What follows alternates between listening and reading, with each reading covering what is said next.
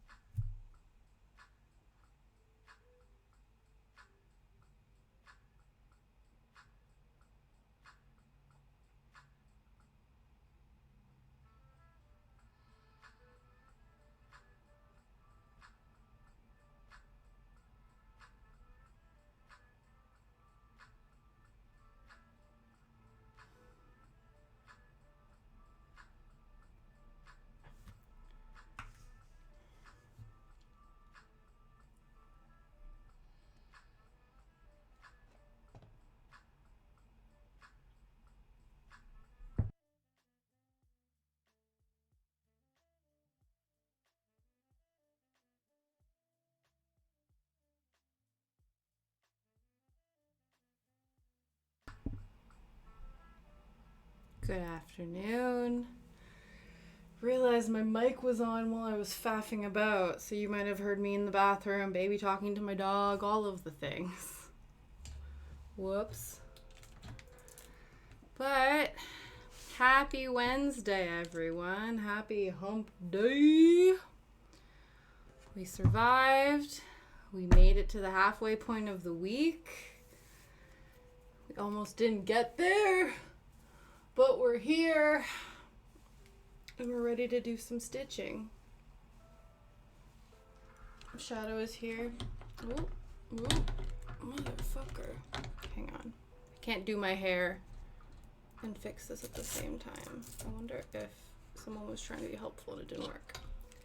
Here we go. Shadow is here. Say hello, Bubba. Yeah. We had our post walkie, well, our pre-stream walkies, and we're here now. Sorry for the MIA yesterday. Had to take a bit of a mental health day for myself, which is why we are streaming today. But oh, this is exciting. This looks fun. Let me just good old-fashioned high pony. Cool, we'll do that. We have a lot to celebrate, though. We have crushed February's target goal of 30 followers. So the plan was to reach 30 by the end of Feb. But in an exciting turn of events, we've already done it. We've crushed it. So now, before we start, let's just do a whole last shout out to all of the followers. So, we have Dej 86, BobX 89, Sidharth 00847, sorry, my brain had to focus on the numbers, Kobo Paz 149, Hennas, Graceful Michaela, Active Bookworm, The Vincent, Lager the Smaden, USSO9, JH Cole, AE Fiver, Mellow Star, The Vintage Cottage Wits, Jazzy May Colors, the Nunge Day Creates, Daywolf Pup, Nail Queen, Mama Rita, Mare 327, Angelic _Dreamer, Domyoku, Lemonlicious, ooh, I like that name, Mr. Dragon Lords, 55 Sunshine, Caged Animal, I like that one as well. Unique name goes here, that's also hilarious. Yissy Lycan, Lear Jace 000, Cheeseburger Big Mac Whopper, Snowball 2K20, and That Lame Ford Guy. Thank you all so much for the follow. And thank you for helping me absolutely crush February's follower count. So, the goal is now to get to 50 by my birthday, and that's March 21st. I will settle for 50 by the end of March. I think that that is a reasonable goal. I didn't think it was to start, but then we got here, and now, like, fuck it. I think we can do it. We have the important streaming essentials. We have a Sleepy Shadow. We have our tea, specifically Decaf Earl Grey.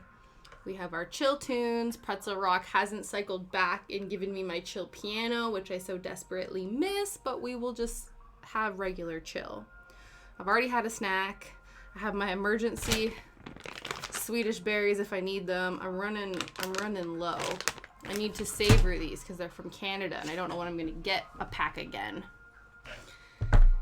And we have our stitching. Mic's on. Check, check, check. Check, check, check. All the checks are on. Yeah. So let's do this. We are working, actually, we got to pull up the pattern we're working on. So the next cryptid that we're working on is the Jersey Devil. But we have to give him his frame first. So today we will be framing the Jersey Devil. That sounds like he committed a crime. But no crimes, just a picture frame. So we'll do that and we'll see how it goes. But yeah. Hang on. Tea break. We just started and I'm already in like tea drinking mode.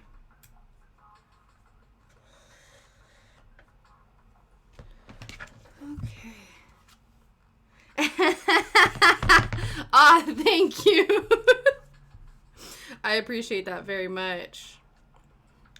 My nephew's favorite of the variety pack that you sent me was the fuzzy peaches. Those are his favorite. And I love that I get him to call it Canadian candy as well. Because, of course, it's not candy here, it's sweets. So every time, it's funny because apparently not his grandparents on our side, but, like, my sister-in-law's parents, I guess they get all uppity when, like, they hear Henry say, like, an American or a Canadian word. Because they think, like, all the darn YouTube and all the Americans are, like, rotting the British kids' brains. And then my sister-in-law has to be like, no, actually, like, his aunt's Canadian. Like, that's where he learned some of these words. So I feel like partially, like, it's almost my responsibility to put as many Canadian words into his brain as possible. Just to, like, mess with everyone else in his life.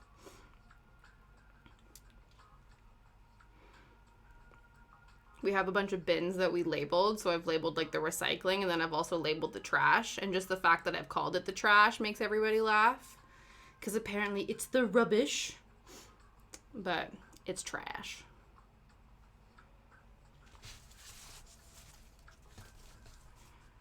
There's been a few other ones, too.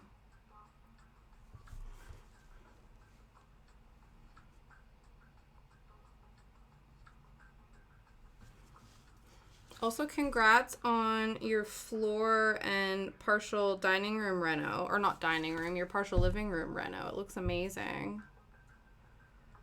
Okay, we are gonna zoom in, zoom over. There we go. And we're gonna stitch away.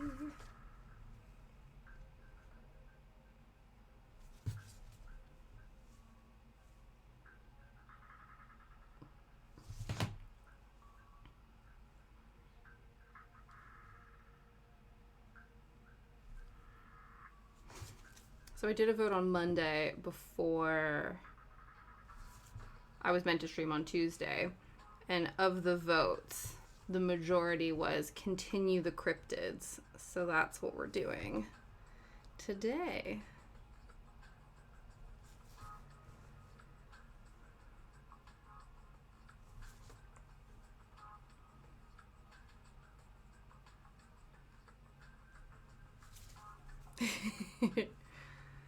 Yeah, I'm sure. I can't imagine having to paint with like 2 toddlers and a dog. I guess he's not really a toddler. He's still a proper baby, but okay,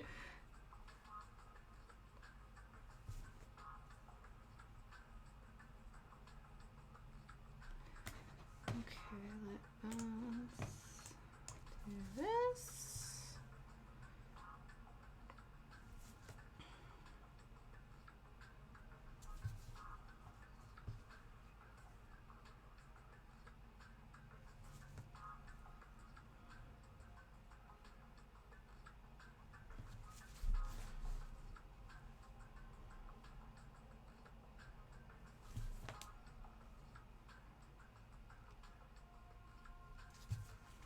Oh, so we got, we ordered the next size up of that Martindale collar for Shadow that, I couldn't get off his head last week.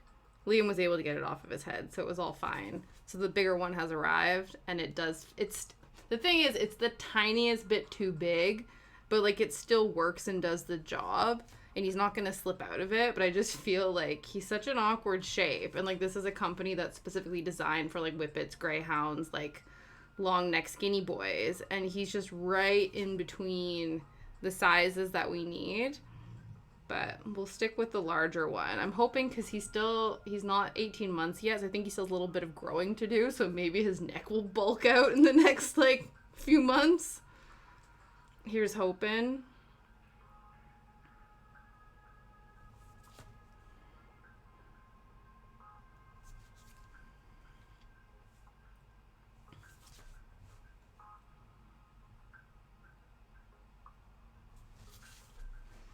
Trying to think what else has been. Oh, today.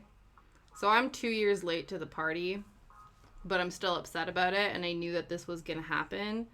But I finally finished watching the High Fidelity TV series on Disney Plus. It's 10 episodes, and they didn't renew it for another season, and I'm upset about it. Even though I'm 2 years late because it came out in 2020 and it didn't get renewed, obviously, going into 2021. But I wish it did. Maybe it'll be one of those that, like, now that it's on Disney Plus, like, I feel like Disney Plus is buying up all of these shows and only have, like, a couple season runs or a few season runs. And, like, maybe the success of them will determine, like, which ones Disney wants to resurrect. And that would be amazing if they were to do that instead of, like, continually doing remakes and shit. And more like Star Wars and Marvel's things, which I'm not mad about. Like, it's not a huge deal, but it's like, come on, guys, bring this back for me, please. Next is to actually watch the original movie, which is also on Disney Plus. I need to revisit that.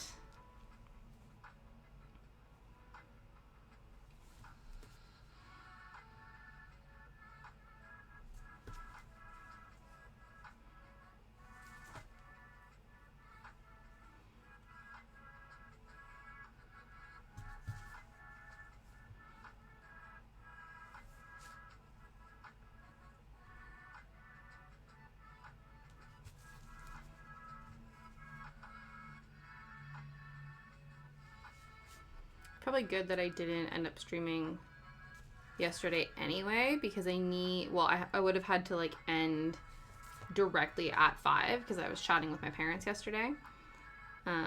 They're good. But yeah, so now today, if we go over a little bit of time, like, we're not in as much of a time crunch today in terms of what we're trying to get sorted. So that's good. But my dad is going to get a gold crown. That's what he was doing yesterday. After we chatted, he broke his tooth, and I guess the little porcelain ones just, like, aren't cutting it for him, so they recommended him go gold. So we'll see. Hopefully that went well. It was my grandpa's birthday yesterday. He's, like, want to say, I think he's like 88 now. Like, he's approaching 90.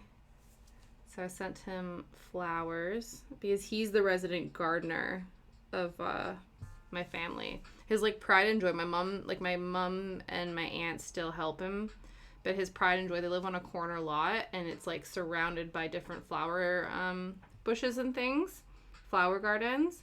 And every year he orders like new bulbs for every spring in like in the gardening magazines. And so of course, you know, you can't just place orders in magazines anymore. You have to order everything online. So he goes and like circles what he wants in the magazine and gets like my mom or my aunt to order it for him. And then also he kind of is like garden supervisor now because he can't like bend over and actually put the bulbs and things in the garden. So then he'll supervise my mom and my aunt while they do all the gardening for him. But yeah, I think it's still, he takes a lot of pleasure in like flowers and gardening and stuff, and jazz music, and constantly having the news on 24/7. That's the part I could do without, but it's always interesting going to visit them because the news is basically on like 24/7. And sometimes they'll recycle the same news stories. Like if you listen to the news at like, I don't know, 6 o'clock in the morning, then by like 6 o'clock in the evening, they'll just be rehashing the same stories. And I called him out on it. I was like, Grandpa, why can't we just turn this off? Because we've literally already heard all of these stories before. And then he goes, oh, I like different perspectives. And I'm like, it's the same network. We've cycled through all of the networks and have ended back on the one that we started on. But that wasn't a good enough argument for him, so it stayed on the TV.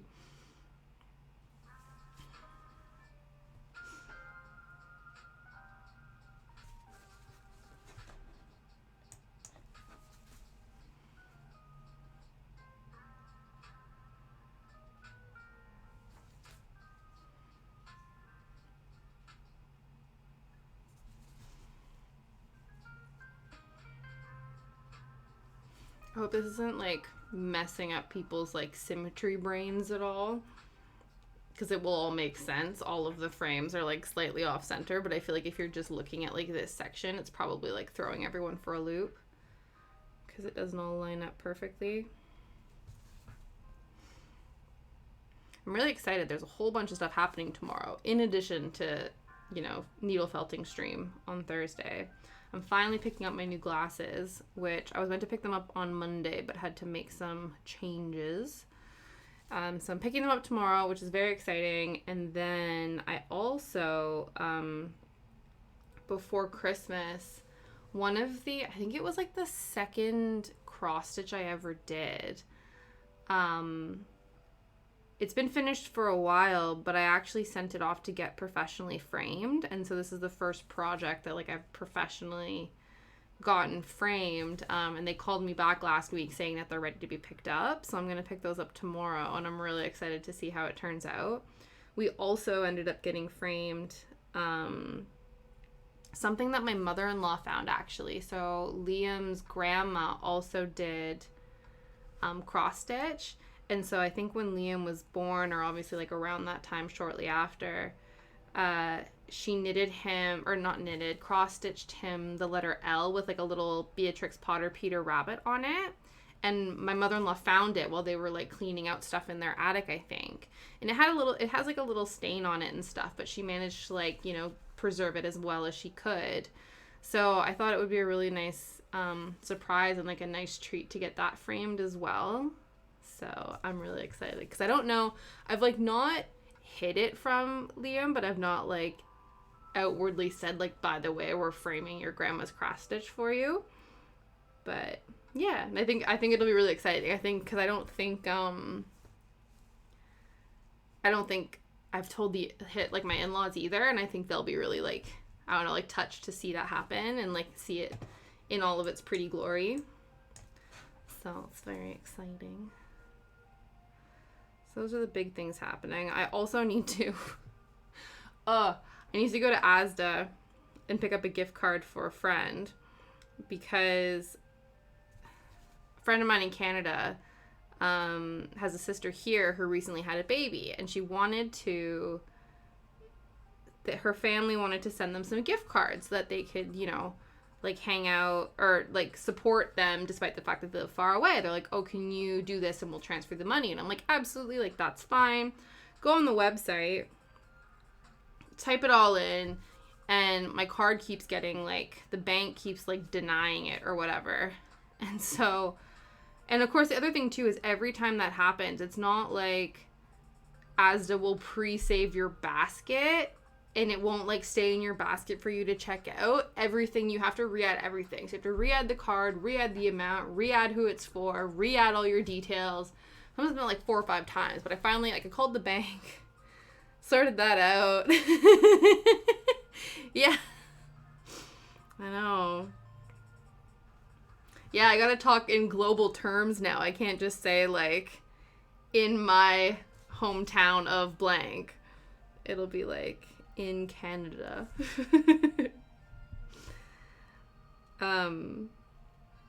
But yeah, so I managed to call my bank, be on the phone for forever, got that all checked out, because I guess one of the, like, I don't know if this has happened, I feel like I've heard it before, but, like, one of the internet scams that's going around is, like, somebody will send you an email or send you a message being like, oh, I need you to give me such and such money, but can you buy it in gift cards?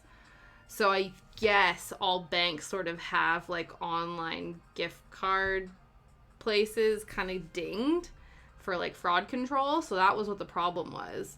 So that all got cleared up, but then I tried to order, and so I managed to order one card. I was like, cool. And then my friend was like, oh, actually, like, I need you to order another card. I'm like, that's fine. This was a ball ache, but not, like, no one's fault.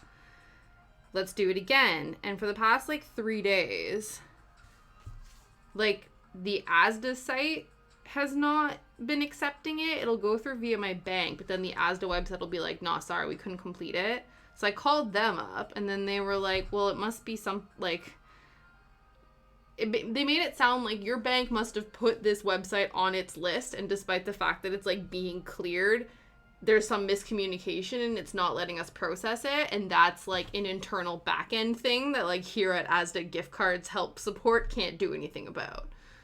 So we've decided that it's just easier if I just straight up go to the store, stick it in an envelope, and mail it myself. So that's what I'm doing tomorrow as well. But it's just annoying because I'm like, yeah, like, I'll do something really nice for my friend. It'll take all of, like, 2 seconds. And now it's been, like, a week of me, like, trying to track down this effing gift card. But it'll happen. It's just, like, frustrating, you know, when you, like, I'm infamously bad at this, though. Like, I will under-project how long it's going to take me to do something. I don't know why I think I'm so much faster than I am. But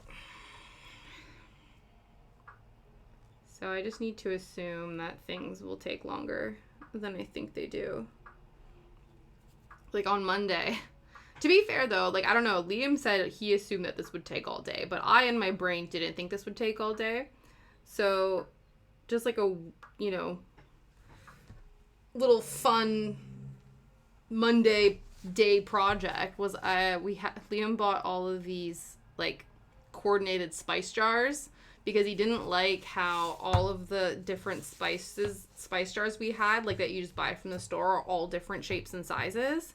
And so in order to have some, like, uniformity so that they would all fit on the spice rack, he picked up a bunch of different, like, a bunch of the same, and then of course we needed to transfer all of the existing spices into these new jars. And I love a good organize. Like, I love, you know, organizing, labeling. They had the nice little labels with, like, the chalkboard pen.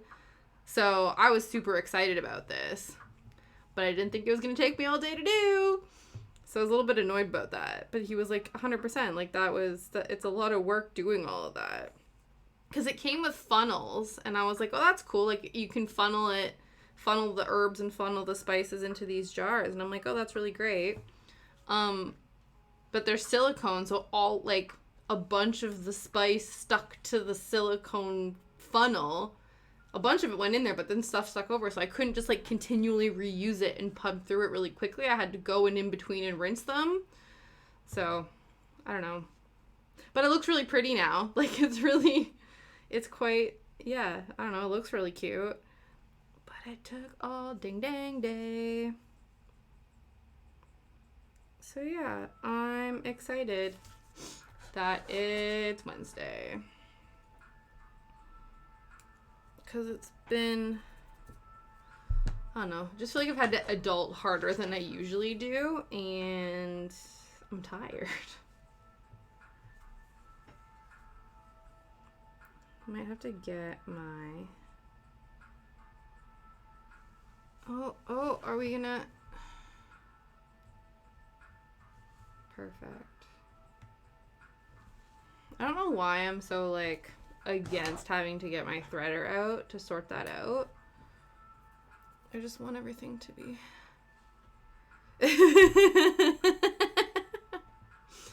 Sometimes, though, when you're at the store and you need to buy things, like, it'll be so dumb because there'll be like 3 or 4 different brands of spices at the store, right?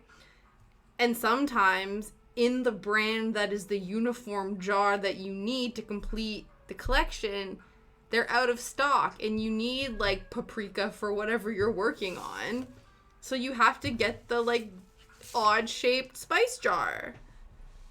So, but now it's all been rectified. So you'll be I'll have to, I don't know, I'll post a picture on Instagram later because it does look real cute. They don't all fit on the rack though. I've had to stick a few on like the higher up shelf, but you'll appreciate it, Michaela. Like you'll appreciate how cute it looks. You'll be like, it'll bring you a sense of calm and zen, I feel. Okay, let's keep tabs on where we're at so we don't get lost. 1, 2, 3.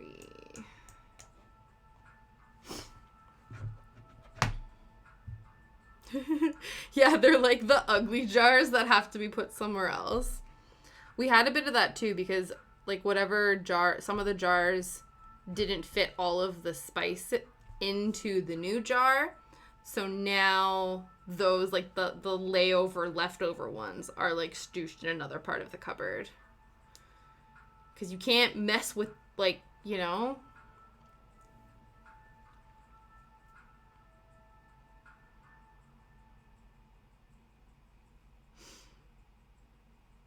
How you doing, my dude? Shadow's head is like directly under my chair. Let me see if I can... Oh. No. You can kind of see him. Not really. It's probably easier to do it this side. Hey, Bubba. You asleep, yeah? He's such a long boy.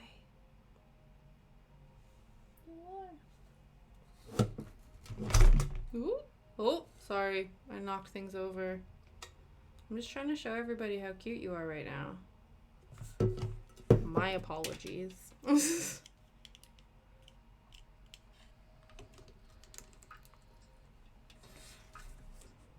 there we go.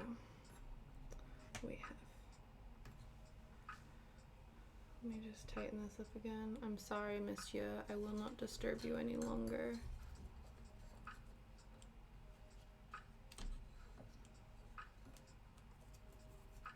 Just tighten this up again. Sure. It's not a perfect system, but we work with what we've got.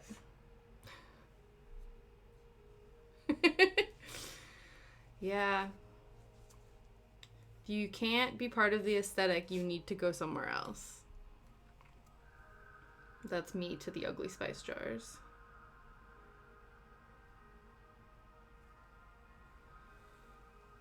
Okay.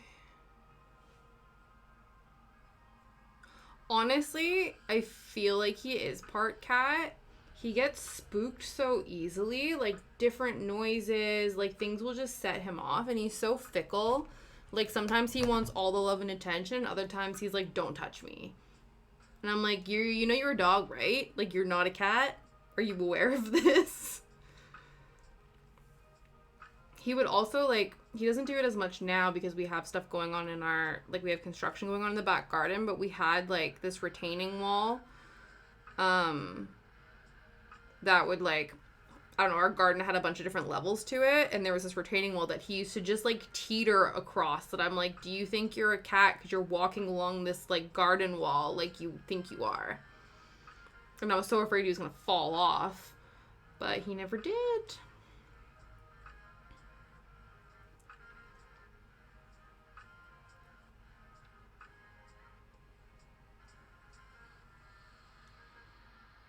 He really likes to hide, like, his head. I think because he's so he's so big, he can't, like, fully burrow under things, and he gets really hot, but I think he likes having, like, his face covered. So his face will be, like, shoved in a pillow, or, like, underneath a chair, or underneath the sofa, and, like, the rest of his body will be all splayed out, but I think he likes the coverage. But yeah, 100% I think Shadow's part cat.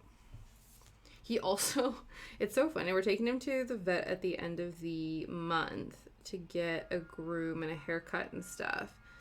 And yeah, it's like a baby. It's like, you know, if I cover my eyes and can't see you, you can't see me.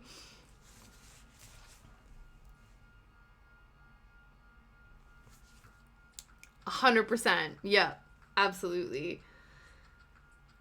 But he has, like, because he has, like, you know, like, he has a little mustache and things, but he also has a lot of fur that comes out around his neck. And we just brushed him the other day, and he gets really poofy after he's been brushed, and he kind of looked like a bearded lizard, because his face is so pointy. It's like if you imagined a bearded lizard, but instead of, like, scaly skin, it was fur. Like, that's what he looked like. It was really bizarre. So I think they'll probably tone that down when he gets to the groomer.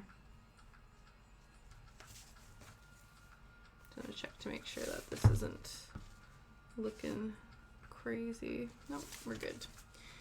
We're good, we're good.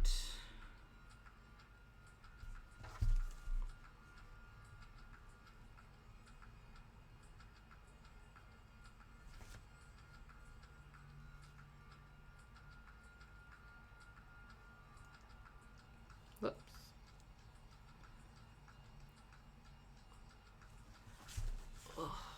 I have to watch myself. I feel like my shoulders have been, like, in my ears the past few days. Like, they have been down, like, visually, they've been down, but, like, I don't know, like, energetically or emotionally, they just feel like they've been up here. So, I'm trying to tell my body to just, like, calm the F down. 'Tis 3:30. It's 3:30 here right now. I'm not sure, because I know sometimes, well, I never know when daylight savings time is, because everything gets, like, switched over automatically. But I know that there's moments where, like, Ontario, Canada, and here will go from 5 hours apart to 4 hours apart, and then they'll go back again. Because for some reason, like, I think our daylight savings time starts before Canada's. So Canada's is about, like, a week or two behind ours. I'm not sure why. Like, that's already, daylight savings is already confusing just with you in your own country. And then when you're trying to play, like, time zone games with other parts of the world, and then they're in daylight savings, but you're not in daylight savings, then it's confusing.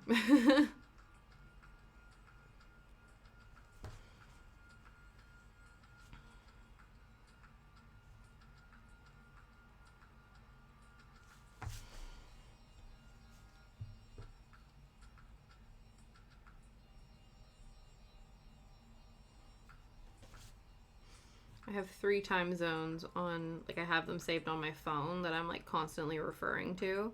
Because I have our time, like, UK time, and then I have Ontario, Canada time, and then I have Alberta, Canada time. Because those are drastically different. That's the other thing that's bananas. That's how big Canada is. There's so many different time zones. Whereas I'm pretty sure, I think there's only one in the UK. I think there might be 2, but I'm pretty sure it's just one.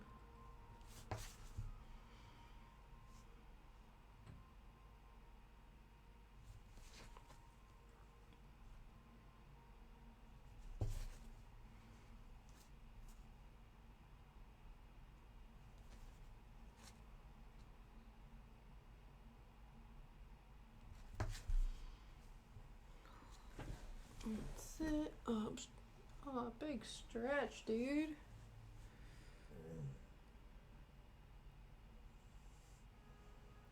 Really? Yes, Lake Superior is wider than the whole of the UK. That's bananas. It doesn't surprise me, but also, like, that's wild. Because then you look at... Yeah, I don't know. Because you know how sometimes... You know how... I don't know if, like, you learn this, but you grow up thinking that when you look at, like, the map of the world that they show in classrooms, that that's the size of everything. But apparently it's, like, a very forced perspective of, like, the people, like, the map manufacturers or, like, who's in power of what the layout is. Like, I think certain countries are actually prospectively a lot bigger or smaller than how they're indicated on the world map.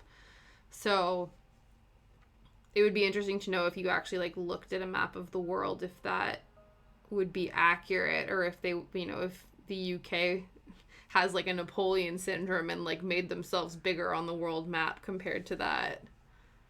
But that's wild. I had no idea.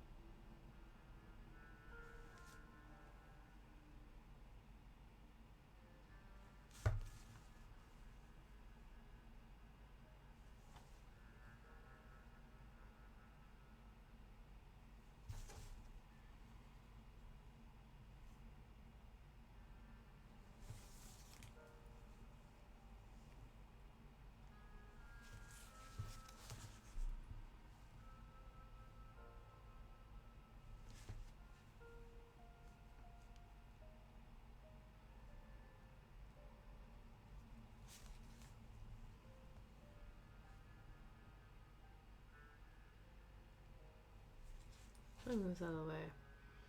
Move it down lower. Just feel like I'm, like, covering. I feel like I have, like, a webcam eye patch. Can't really see my face.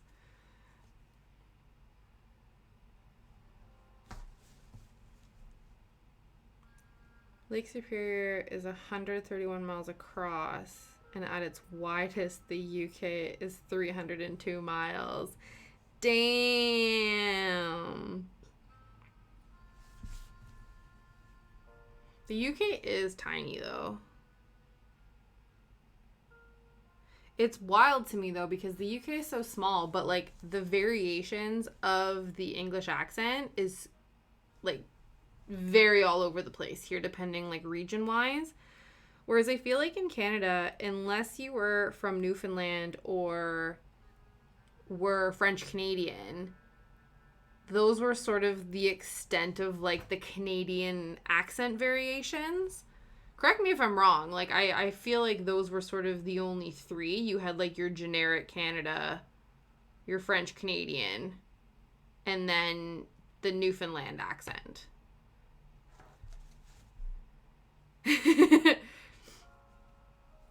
Yeah.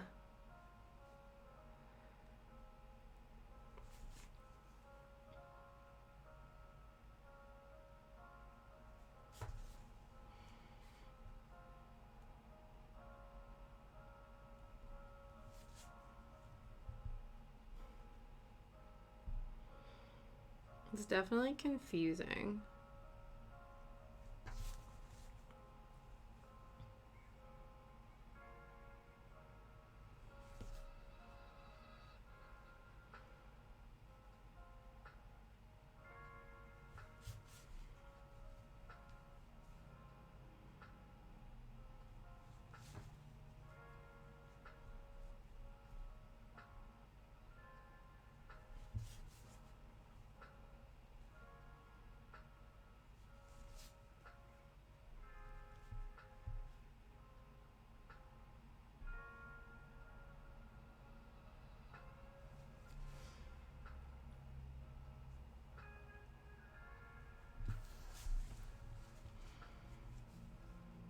I feel like Ontario has... I don't know, because I feel like when I was there, like, I did know some people. I don't know if I didn't speak with them enough to notice if they had a Newfoundland accent, but definitely, like, where, like, Ontario has at least 2 of the 3. Because at least where we were, like, there's quite a big French Canadian population.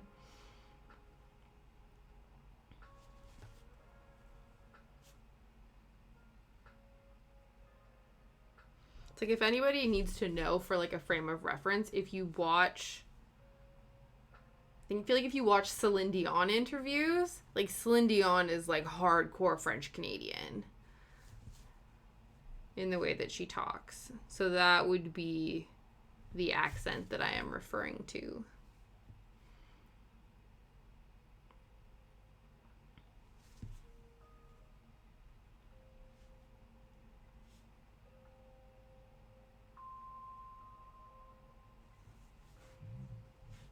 But yeah, as far as, I don't know all the distinct ones, but there's, like, a distinct London accent, like a South London accent, there's a Northern accent, there's, like, an Essex accent.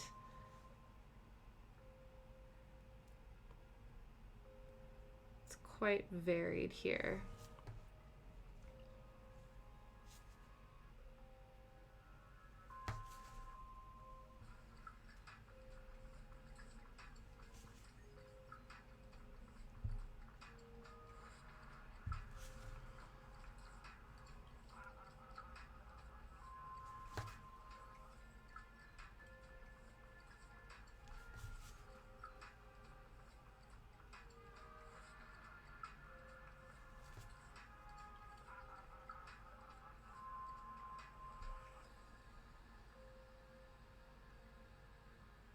Just making sure that... Another thing that I've noticed with working with linen, which I think is one of the, like, things you have to kind of work your brain around, is that it's not, like, the thread length and the hole sizes and things are not consistent all the way through.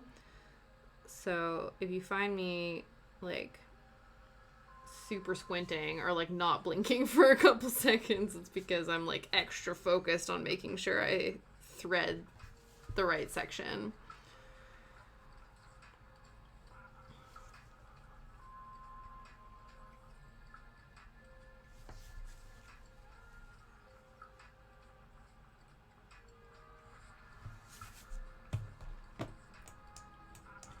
So we're almost done the first chunk of this frame, which is really exciting.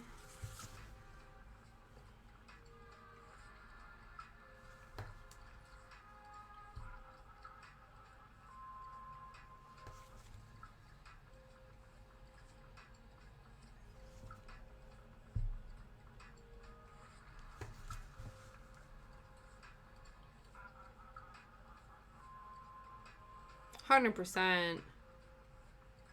It's like words. Like, I don't think I've ever used the word proper the entire time I've lived in Canada.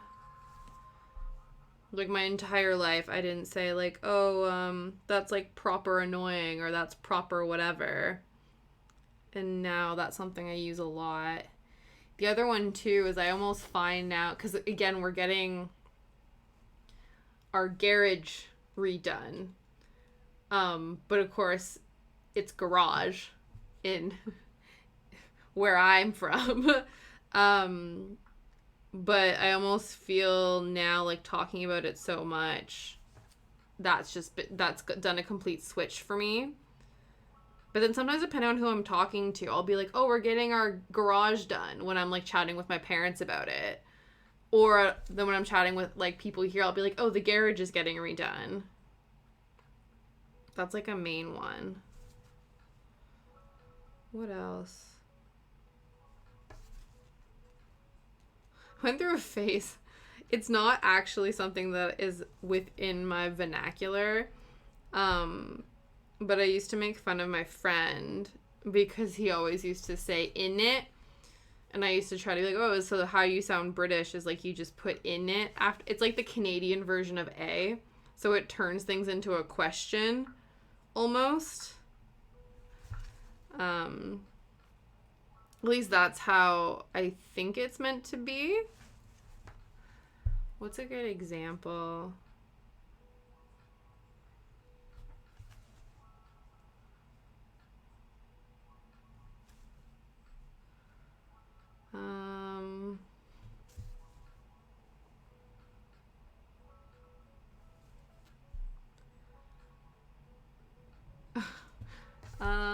I'm trying to think of like a good use of the word. It'll be like, oh, that's a cross stitch, isn't it? But I guess now it's a bit more of like an isn't it?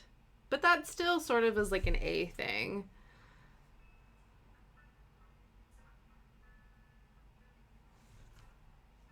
No, I think now that I'm thinking about it, I think in it is just like a British slang term for isn't it? Because I don't think you would say, like, when you would say A, you would be like, oh, you're going over to the shops, eh? You wouldn't be like, oh, you're going over to the shops, isn't it? At least I don't think so.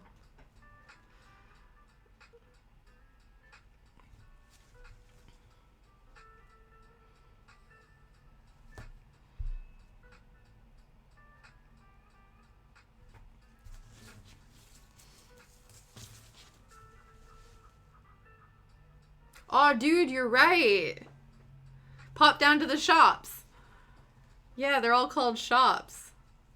I didn't even realize. See, that's the thing, like, I feel like because I've been here for so long, I've not been called out at, like, what words that I say that are not Canadian terms. But yeah, you're right, we don't say... The stream is pretty chill, isn't it? Okay, so it can be used to turn it into a question. All right, so I'm not wrong, right? The stream is pretty chill, isn't it? Yeah. But again, that also is like, isn't it? Is it not? Yeah. I think A and in it are like kind of the same thing. They're like cousins. They're not brothers in linguistics, but they're definitely cousins. There's some similarities, but it's not an 100% like transferable term. You can't swap one out for the other. Uh-oh. Not to be confused with... What are you gonna hit me with?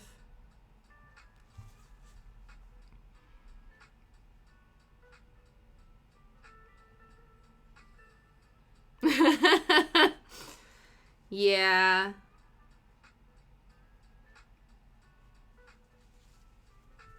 See you the day I finally transcended the full God. Okay.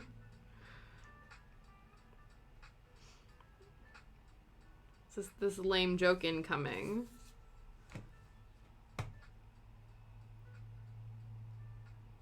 Yeah, they finally transcended into a full God status, isn't it? Is it?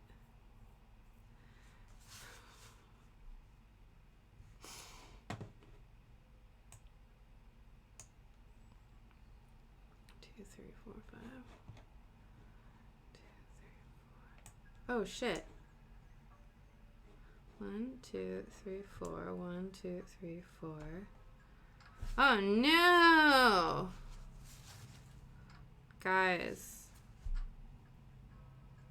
Oh, I don't know if I've ever actually heard that one. So there's in it or is it? I'm sure it's not pronounced the way that I'm pronouncing it. There you go. I don't think I've actually ever heard that one. Oh no, now that I'm thinking about it, possibly.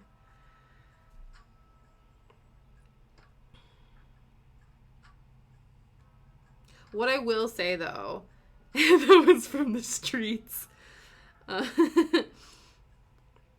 What I will say, though, is I know there was that meme going around where, like, I think it was, like, a TikTok or maybe it was a Vine or something, where there was some girl saying, like, reading out tweets where people say, oh, British people go around just saying, oh, it's a Tuesday.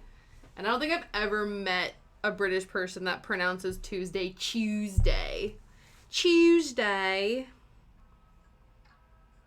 That's one I haven't actually heard. But I wonder, too, if it's just, like, it's, like, an exaggeration, and if you kind of broke down the dialect, it would sort of sound like that. It's sort of, like, the difference between, like, everybody assuming that Canadians say a boot, but it's more like a boat. So it's, like, a lesser exaggeration, but it's still different, if that makes sense. So it's not Tuesday, it's, like, Tuesday. So it's like a less aggressive version of that. No, we don't say a boot, but we do say a boat. So think of like a boat as opposed to a boot. So it's not a rubber boot. It's a floating boat. Exactly. We wouldn't have a singular boot. We would have a singular boat. That's what we have.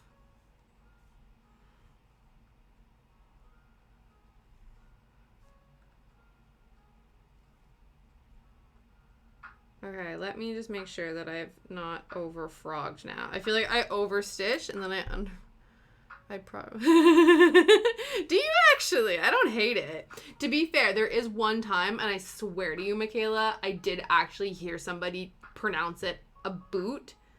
But I wonder if that's maybe the Newfoundland accent. Because it was in... It was in Alberta, and we were in Banff. Oh, it was like this... Going to see the, like, Everglades, going to see this, like, ice field or whatever in Alberta, and the tour guide there on the boat, on the cruiser or whatever it was called, pronounced it a boot. And I was like, as a Canadian, I've actually never heard that before, but it does exist. But yeah, that's what I'm wondering, if it's actually the Newfoundland accent that says that.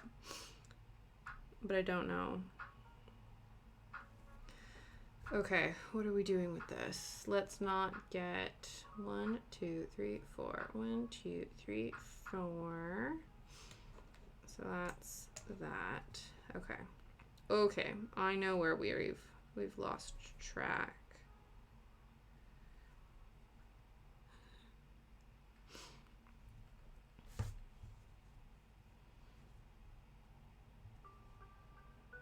Oh, you'd hate my in-laws then, Michaela, because that's all they do. Not actually. But when I first met my mother-in-law, my future mother-in-law, my brother-in-law was in the other room, and I thought, like, oh, like, maybe he's shy, or he's, like, you know, he's, like, anxious about it. Like, I don't want to overimpose and, like, go meet him if he's not ready. And now it's been, like, years later, and he goes, no, I just didn't want to, like, make fun of your accent. He's like, I just didn't want to, like, repeat things in your accent in front of you and, like, offend you. So that's why I didn't meet you all those years ago. I'm like, that's hilarious. Because I also wouldn't have been offended. Because I pretend, well, I don't do it anymore. But, like, I used to pretend to speak like a British person all the time. So I'm like, if you want to try to talk like a Canadian person, you go right ahead.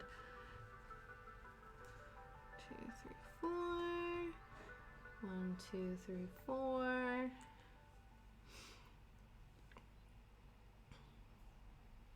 The only frames of reference I have for British accent, despite the fact that I live in the UK and is surrounded by British people, is, like, really shitty Bert from, like, Mary Poppins, over the top, like, British Queen sounding, or, like, Coronation Street.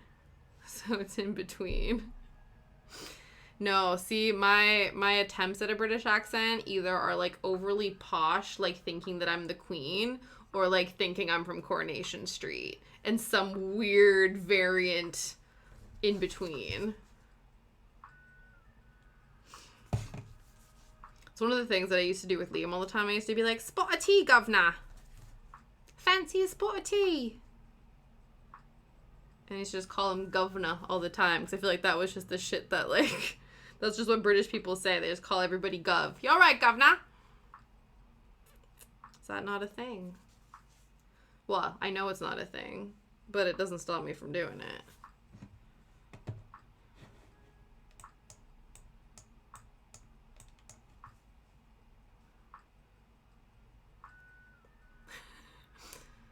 Oh yeah, that's, I don't know, yeah, Jeremy Clarkson has a very distinct, like, he has a proper British accent, doesn't he? 4, 6.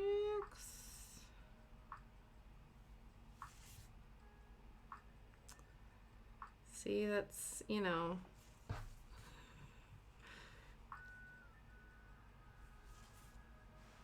I wonder where that actually came from, because I feel like that is a common, like, British phrase stereotype from TV or something. You're right, governor.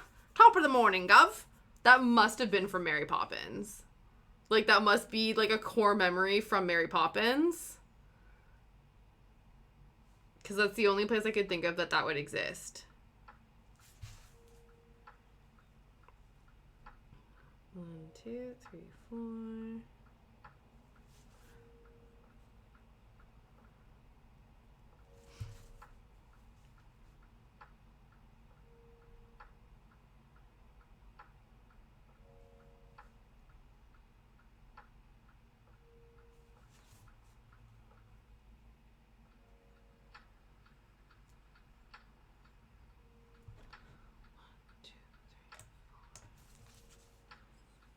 Leave.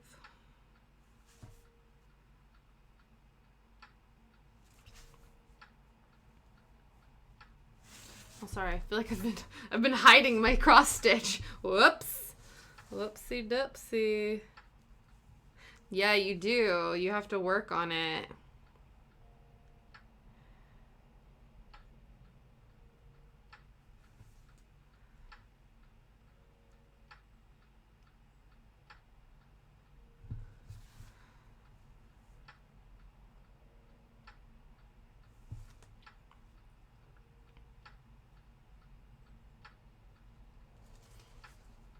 And you have to make sure that you don't get, you know, because I feel like there's Canadian and then there's like, you know, stereotype Canadian.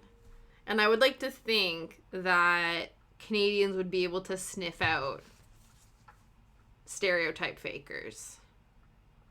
I would think so.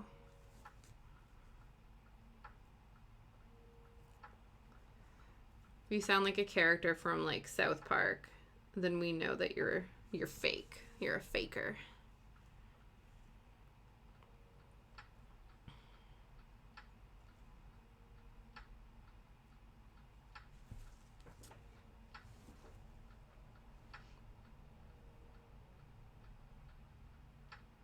Be really interesting if there's actually, because I know there's so many like British actors and even American ones that always have to play different characters like with different accents, and I don't think I've ever, like, it would be interesting to know if an actor was studying to play like a Canadian, what sort of dialect coaching they would need, because I feel like within the States, like, there's very distinct accents based on regions, and I feel like maybe the go-to for like dialect, if they wanted to do like a Canadian accent, would just be bordering on like the sort of Minnesota Alaskan accent, which isn't 100% accurate. It's like accurate in a very few spaces. So like if somebody was playing like a Torontonian, or somebody from like, I don't know, like Oshawa, like a small town in Ontario or a small town in Alberta, like what sort of things they would be told. Yeah, he is really good at that. I wonder how similar. Yeah, I wonder how similar or how different it would be to have to dialect train Canadian as opposed to just like generic American accent. Because I think there's like obviously dialect specific, like a Boston or like a Southern or something like that, but just like generic American accent versus generic Canadian. That would be interesting. I wonder if, well, no, because Michael Cera is Canadian. I was just thinking of Scott Pilgrim versus the World. Yeah.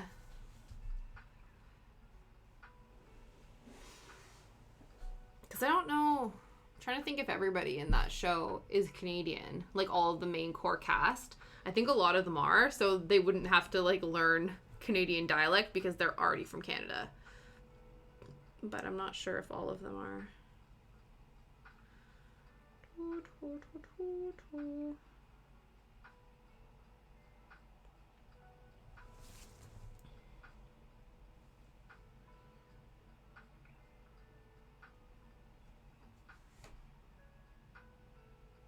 Yeah. I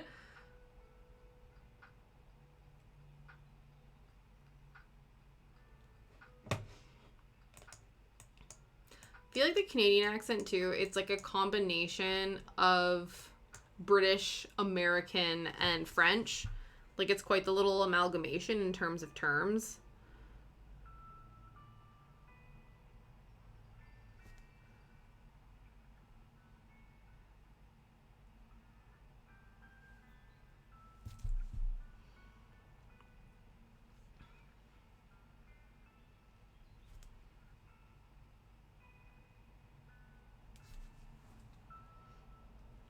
And I do think that there probably are some, like, indigenous words.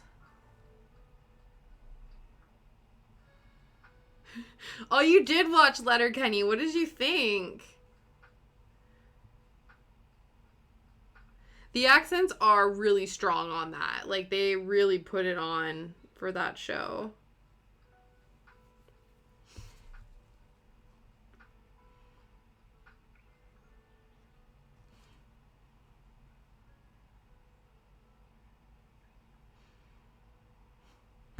Like, y'all right there, bud. Can't remember the last time I've called somebody bud, or if I've ever actually called somebody bud. Because I feel like that's a very distinctly Canadian greeting. I haven't watched all of it. I've just watched a few episodes. But it was actually filmed in my hometown, which is really cool.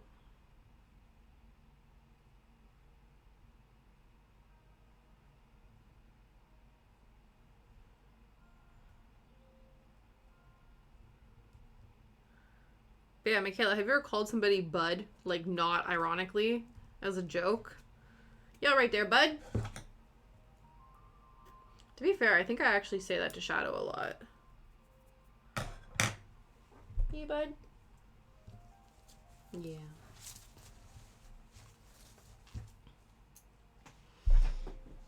Whoa.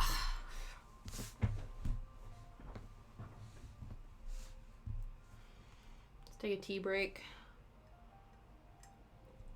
It's already cold.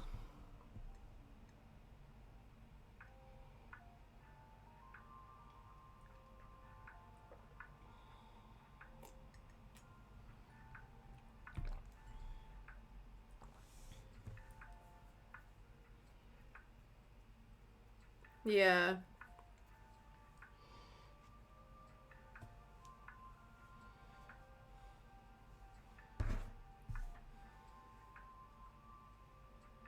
Yeah, I think so. Like, I think of who in my life calls people bud. I feel like the people who call people bud are also the same people who felt seen when that, like, you going out for a rip video came out on YouTube. I think it was like, going out for a rip there, are you, bud? I remember my friend quoting that constantly. So whenever I think of the term bud, like, that's 100% the voice that I hear.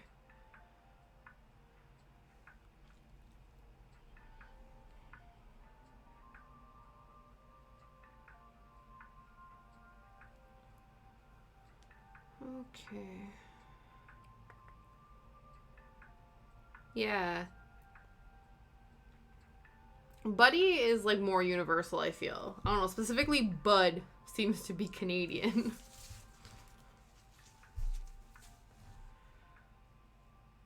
Unless, I think in the South Park episode, they say buddy. They don't just say bud. Isn't it? I'm not your buddy guy. I'm not your guy, friend. I'm not your friend.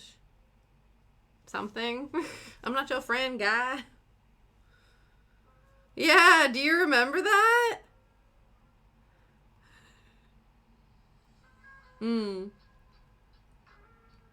Oh, buddy. You alright, puppet? Yeah. God, I'll have to find that video. I don't think I've ever actually watched it. I just had my friend quote it all the friggin' time. Out for a rip there, you bud.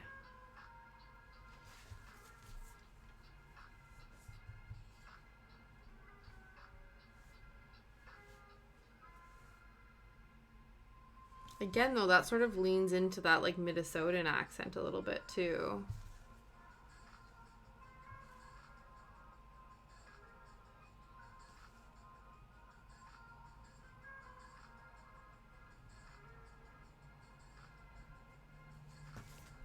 Did you find it? Hang on. Hang on.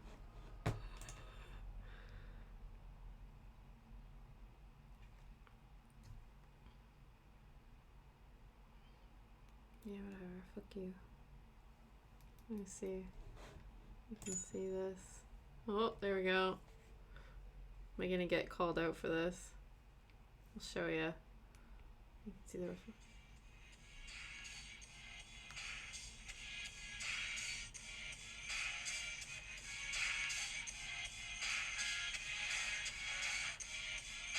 I didn't realize it was a whole ass song.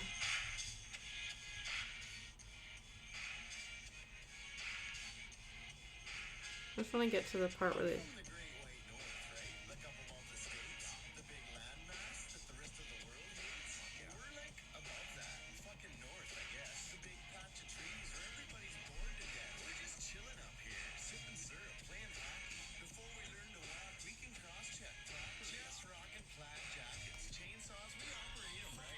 Okay.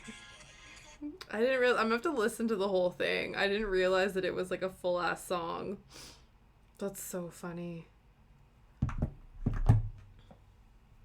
Oh, let's get back onto the stream stuff. There we go. Love it so much.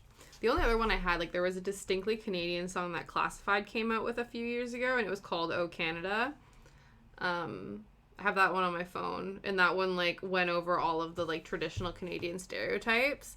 And I remember I was going to Austria in the summer, and I thought it would be really cool to, like, learn all the lyrics to, like, the most Canadian song ever, so I could, like, rap it for all of my, like, German friends. I don't know why. I thought, it's like, oh, like, let me show you how cool I am with my distinctly Canadian rap by this Canadian guy. There you go. There's your crash course in Canada, Chris. Learn and...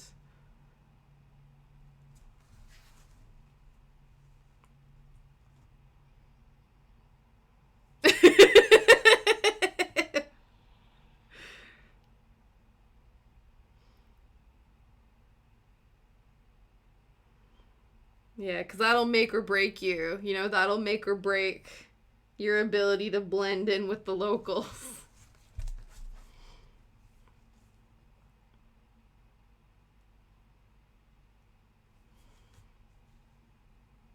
But yeah, that was another one. So between that one and then, I guess, learning about stuff, it was Classified's "Oh Canada." But I once dated this guy who I guess, like, really loved Classified. I don't really care about him. Like, he's a Canadian rapper, I think. And he was, I guess, performing at some club, and this guy I was dating at the time actually went to meet him, and he said he was such an asshole. So apparently he was really, like, not humble and kind of a jerk. So he lost a bunch, you know. But that's the thing, like, they always say never meet your heroes. So he did, and he was very disappointed. But the song is chill. Except I remember one of the beefs I had with this rap is that he pronounced Poutine wrong. He pronounced it poutine, and I was like, well, no, actually. Sorry, Mr. Classified, but you've mispronounced our national dish. Let me make sure we're not going too far, because we had to frog before, and we don't want to do it again. Okay, to this point.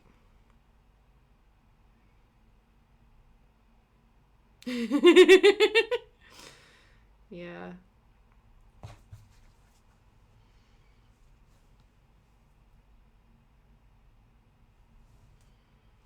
That's another one that it happens, but it doesn't happen as frequently as you think it's going to. At least in my, like, from what I've heard. You know who does say it a lot, though? My father-in-law does say it a lot. He does use that adjective quite a bit. But most people I know don't actually say it very often.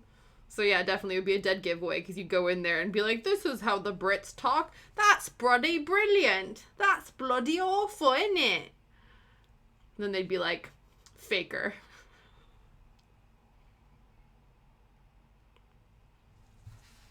Oh, let's put the other tunes back on now. Let's put our chill tunes back on. Wasn't really feeling that one. We'll go back to this.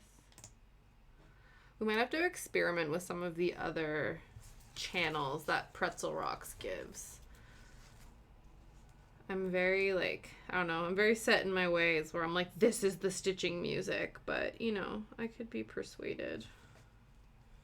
Maybe we can try something different one day. But not today. Did you learn lots?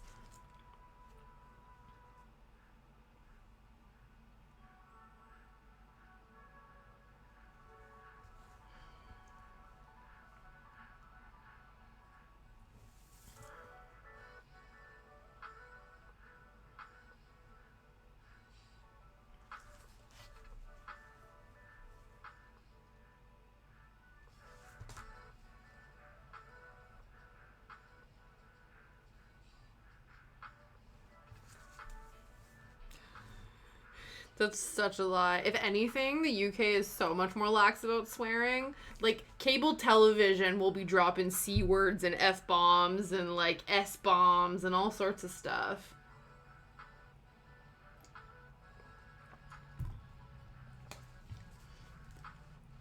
I feel like the C word is, like, unanimously across the board considered one of the most offensive swear words, but it just gets tossed around in the UK.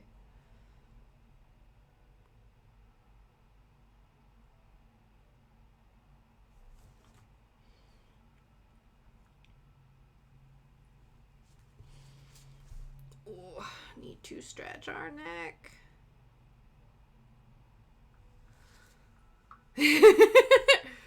It's true, though.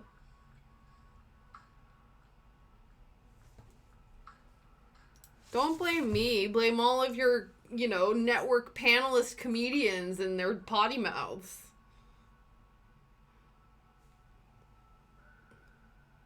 Yeah, exactly. Exactly.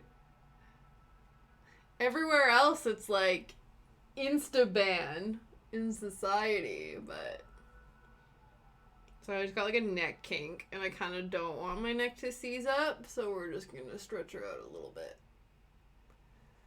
As much as I would love to have, you know, a neck spasm.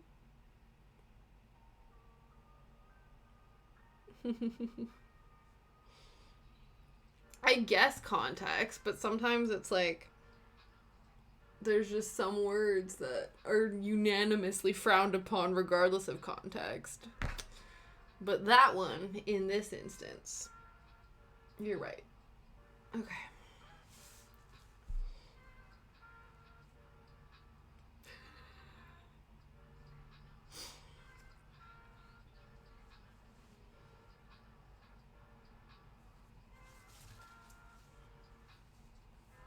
Kind of up there with, like, I feel like it's almost the equivalent of, like, I feel like it doesn't happen as often here, but it kind of does.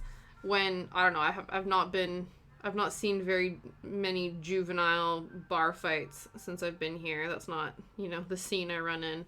But, like, there was a whole lot of, like, suck my D, you know, when people are fighting and they're like, suck my D, and you're like, that seems like a very intimate exchange that you are requesting from someone.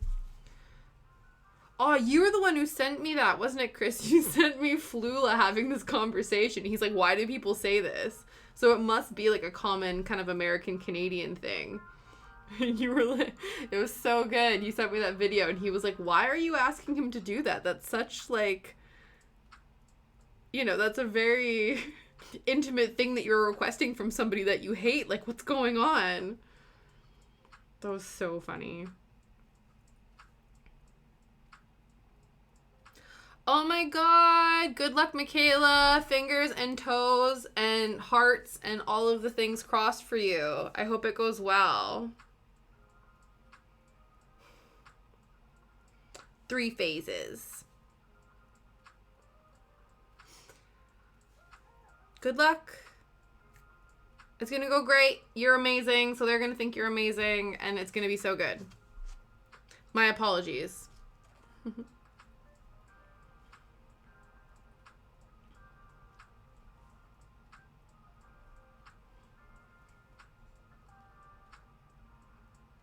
Ooh, check you out.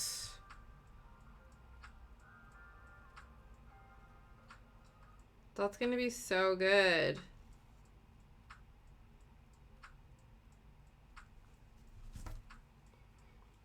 Moving on up. Go get that cash money, girl.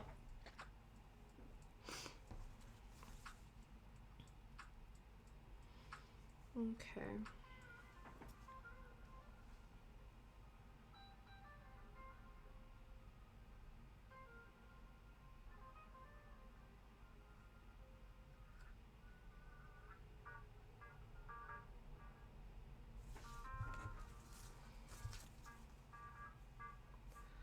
Okay, I don't want to miscount because I feel like I was about to. So let's see where we're at. 1, 2, 3, 4, 5, 6, 7, 8.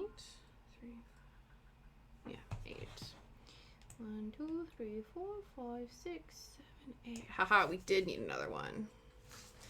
I almost made an oopsie, but I caught it just in time.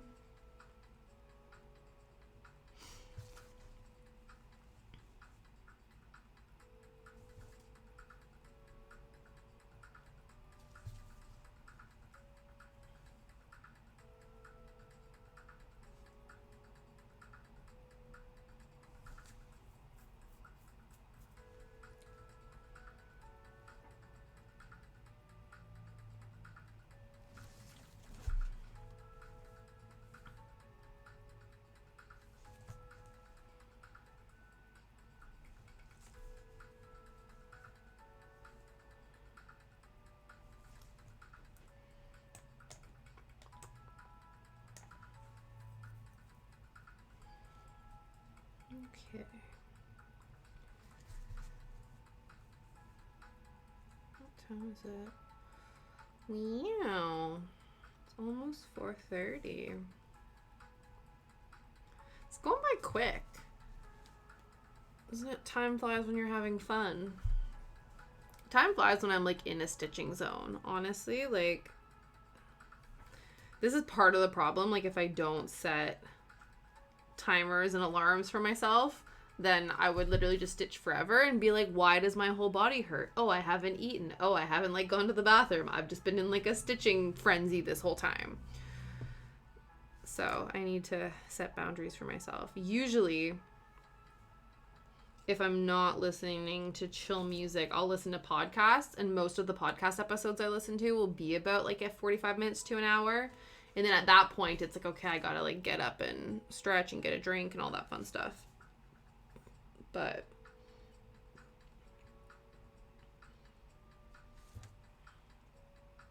I've tried to get a little bit back into audiobooks now too, mostly out of necessity, because I'll go through phases with the podcasts I listen to. So I have, you know, however many saved in my library, but sometimes I'm just like not in the mood for certain ones, and the ones that I like religiously go back to every single time there's a new episode, I'll listen to them and be like, well, now what? There's many hours left of stitching to do, but I've already exhausted all of the new episodes of the podcast I'm super into. So it's either like go down a rabbit hole of things that I'm like not super into at the moment, or try something slightly different. So I had an Audible account for a little while, but I wasn't super using it, but I still have a bunch of books on there. So we're gonna, that's another thing I'm trying to do, is listen to those, get through them. One of the things I've noticed is that the person who's reading the audiobook can make or break your enjoyment of the book. Because there's some that I've listened to, and I remember, like, really not liking the book, and it wasn't I feel like if I were to maybe have read it on my own, or if a different narrator had read it, I might have enjoyed it a lot more. But some narrators are just, like, really atonal in the way that they read, or sometimes they'll do voices that are really annoying. Like, I recently finished listening to an Alice Hoffman book, and whoever the narrator was did really obnoxious, like, little kid voices.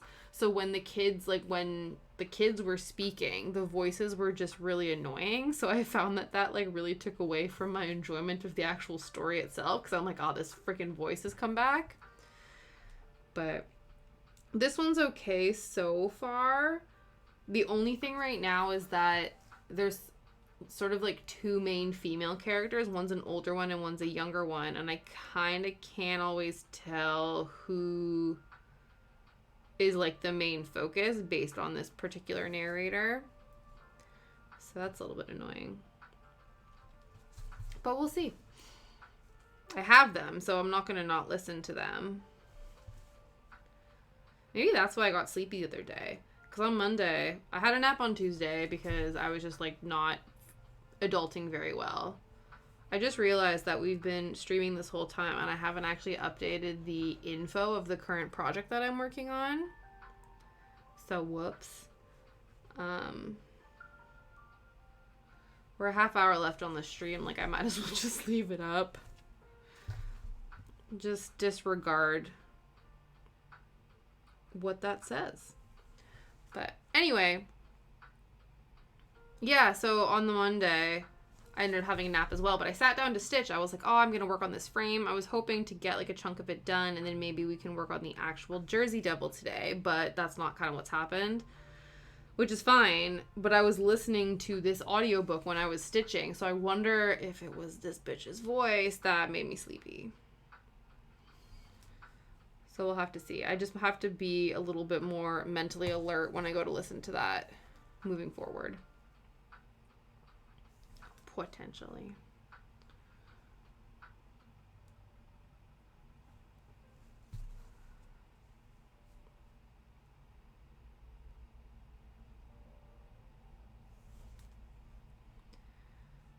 Okay, so let's keep track of what we're doing. 1, 2, 3, 4. Okay.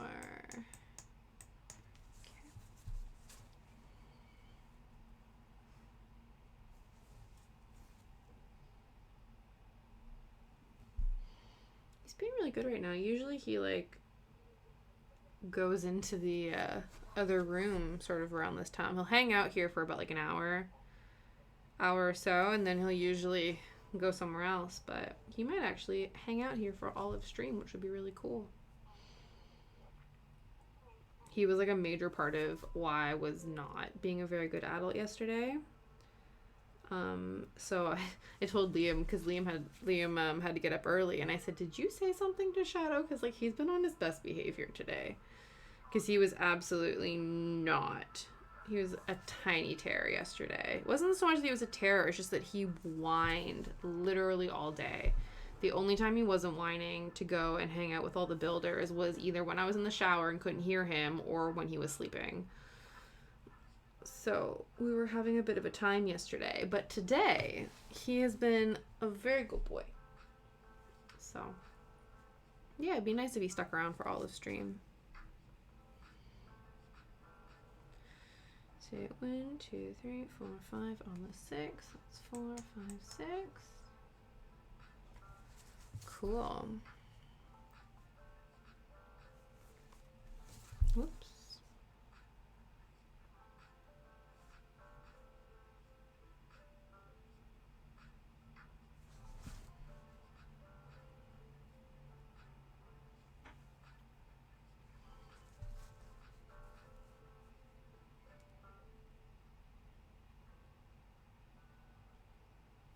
Okay.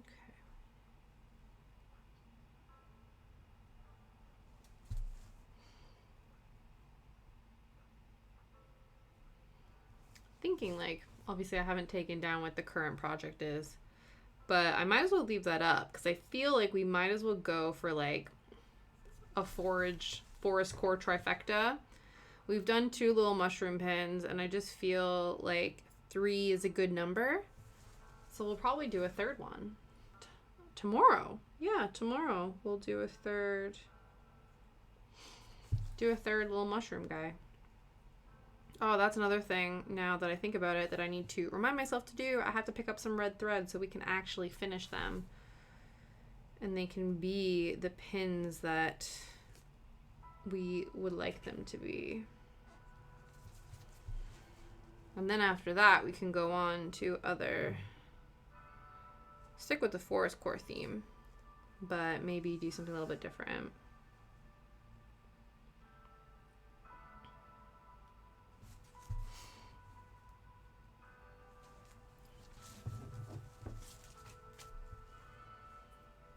Okay, let's park this here. Whoops.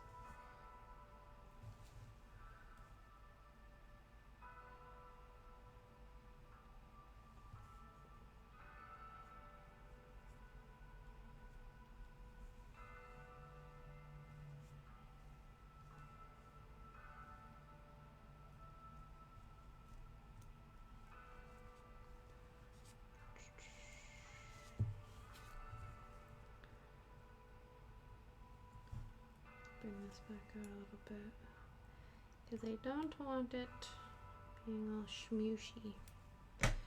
There we go. Looking good. Oh. Wow.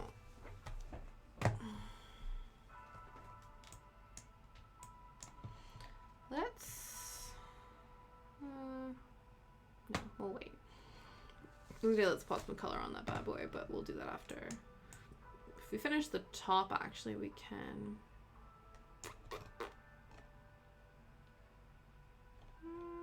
Yeah, we'll go back up top. Up top! And we'll see how that goes.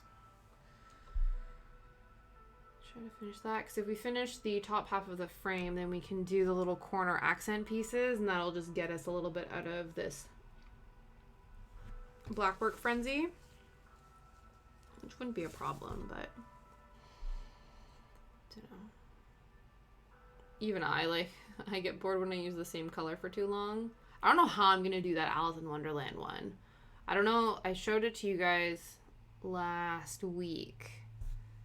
Let me grab it. But it's literally all blackwork. So I don't know how I'm gonna not get bored. I think my goal is to do almost the entire silhouette outline, and then I can just mindlessly fill it in. That's my goal. That's the option. I'm thinking, because hopefully, knock on all the wood, like, you know, the world sort of mellows itself out. I'm going to try to go visit my grandparents this year. And so I was chatting with my parents last night. And like I had mentioned, my grandpa just loves having the news on all the time. And it's just like having things constantly doing that. So I need to basically find something that I can do to occupy my brain so I can still like kind of jump out and have conversations, but also not go crazy watching the same thing over and over again. So I basically need a mindless craft. And I feel like as much as cross-stitching can be mindless, it also requires you to focus, because you can lose your place in the pattern. But if I completely outline that backwork pattern, all I'm doing is filling in, and that can just be done. Like that's, I don't have to think about that. So that's what my goal is with that one. I'll have to go into my stitching group and see, because I think some people have brought projects to work on the plane, but obviously like needles and scissors and implements and things like that, like I'm not sure 100% what the regulations are for travel in terms of pointy sewing objects. I know they changed it, that like it can happen, but like with needles of a certain size or scissors of a certain size, something like that. So I'll have to do some research, but that would be really handy if I could do that. But that is really, you know, highly contingent on. The world's, mellowing itself out. Because even as it, like, mellows out here, it is not mellowing out over there at all. So, we shall see.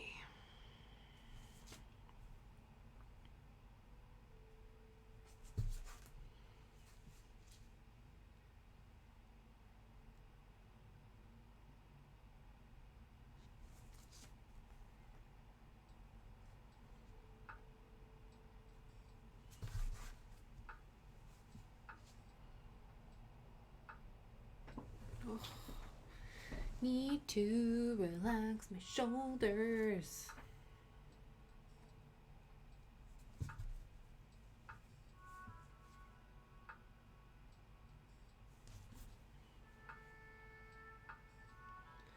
Oh, so like I said, I was talking with my parents yesterday, and two things that my mom got me on the Wordle train, despite the fact that I think isn't there speculation now that it's been bought out by the New York Times? It's going to go behind a paywall. But she hadn't been posting her scores on social media like a bunch of other people I knew were doing it, so I didn't realize that she was on the Wordle train. I should have known better, though. This is the type of woman who, like, listened to the CBC, which is the Canadian, like, it's the Canadian broadcast channel radio show, and they would have, like, a word of the day, and then she would tell us what it is, and we'd all try to, like, use it in a sentence that day. So I don't know why I assumed that she wouldn't be into it, because she loves, fun words and puzzles and stuff like that. But anyway, so I've done that. I did the first Wordle of the day. I got it correct. It took me 5 guesses, though. I feel like that was, like, noob status.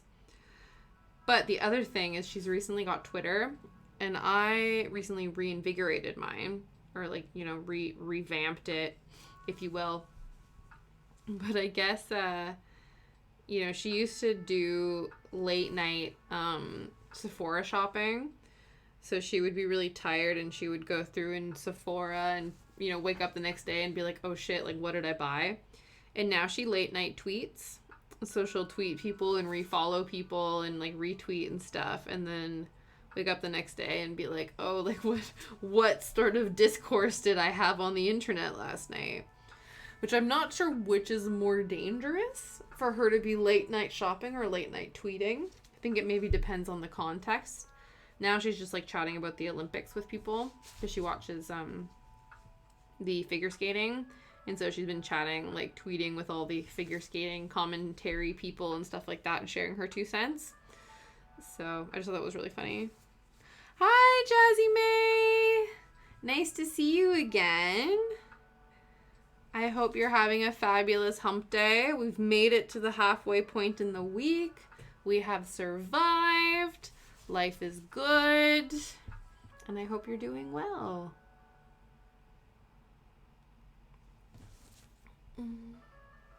It's all good.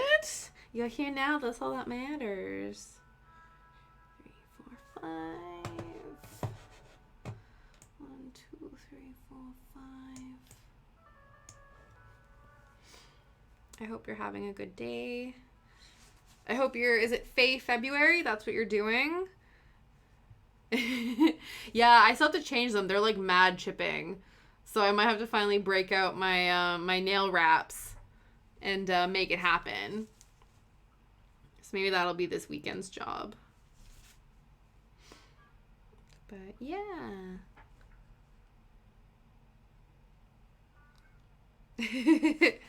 Yeah, I have 1 set left, so I think I showed it to you last time, and it's a very sparkly one, so maybe that'll be what are on my nails next week. Not tomorrow. I don't think I'll have my shit together by then, but possibly by then. By next week for sure. I'll do some nail wraps.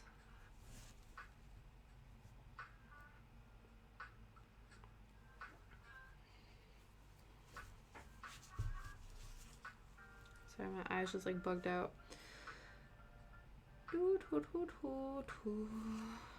Yeah, I'm doing good. I had my self-care rest relaxation day yesterday. I was saying my shoulders still feel like they're in my ears, even though they're not technically. So I tried to do some like meditation earlier today, but Shadow was in his like super squeaky mood. So it didn't really work, but I'm feeling much more myself. Thank you so much. How are you? How's your day going? How is Faye February? Is that what it is? That's what you're calling it, right? So you coloring mermaids the other day, though. Would you consider mermaids and Fae the same thing, or are they like part of the same like mythical universe but slightly different? Yeah, February. I really like that.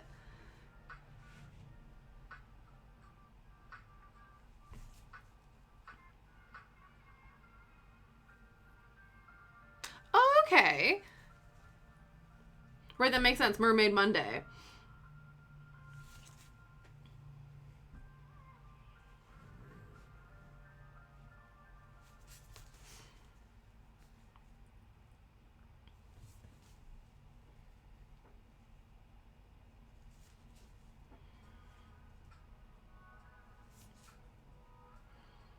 My mother-in-law actually just recently got her first tattoo, and it's actually a picture. I don't know who the artist is, but it's of a fairy that she's just wanted for a long time. So she finally bit the bullet and did it, and it looks fabulous. But I'll have to find out who the artist is and share the picture because it looks really, really cool. Hey! Dej. Jed. Nice to see you again. I was just saying, I don't know if you know the artist of the fairy picture that Mom used as her inspiration for her fairy tattoo. I don't know who the artist is. But it looks really good, considering that's her very first one, and she loves it. But yeah, mermaids, fairies, and dragons are my favorite to color. I like that.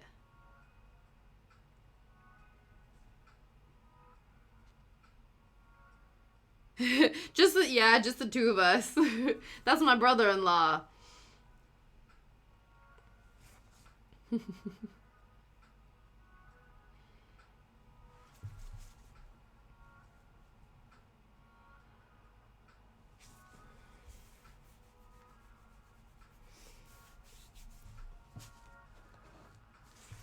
Yeah. Yeah. Hey, bro. Broski. 1, 2, 3, 4, 5, 6, 7, 8, 9. 2, 3, 4, 5, 6, 7, 8, 9.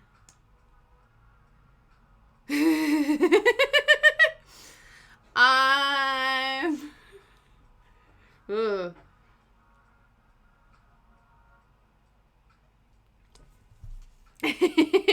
Hopefully, all good things.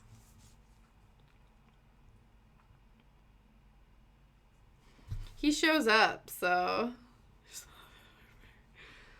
Oh, I wish. I have all of these, like, perfumes in my cupboard that I never wear. So my mom has decided, well, she started doing a thing last year, and she called it her Perfume of the Month Club, where she has all these perfumes that she wanted to get rid of, so she would just, like, pick one, and that would be the one she would wear every single day, like, without fail. And so she's encouraging me to do that. So what I smell like, technically, is called Sweet. I don't know what the brand name is, but that's what I've been putting on every day. And I'm slowly working through it. But no. So sweet, but not of elderberries. That's all right. You showed up, and that's all that matters. Thank you so much. You can just lurk. You're allowed to lurk. 2, 3, 4, 5, 6, 7, 8, 9, 10. Yeah. Yeah. 1, 2, 3, 4, 5, 6, 7, 8, 9, 10. It's the, like, ladiest thing about me. I don't know, because I had a bunch of different perfumes, and where I grew up, like, a lot of the buildings were scent-free zones. No, I love it. Yes, please. I like you too. I'm so happy we found each other. I like that. I have my first Insta friend. No, it's so good.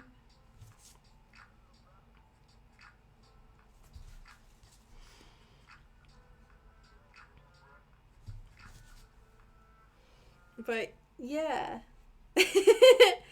Damn, everybody's popping in to say hi. I love it so much.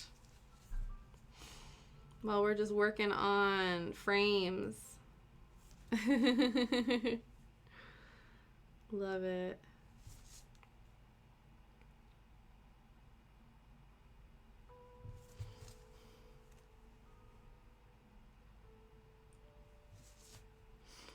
Gang, gang. All right. Trying to get to the edge of this. Thanks. Yeah. Hopefully we can get it to a point where I can actually put a creature in it. Right now, this is the frame for the Jersey Devil. So I realized that my current project list on my stream is obviously not what it says it is. I just forgot to update it, and I've just decided to leave it up there. But we're working on the frame for our Cryptid stitch along. So these are the Cryptids so far. So we've done Mothman, Nightcrawler, the Enfield Horror, and now we're working on the frame that the Jersey Devil is going to sit in. So it's just like blackwork framing right now. And then hopefully by next Tuesday, I'll finish this up off stream, and then we can actually put a little winged creature in there, which will be very exciting.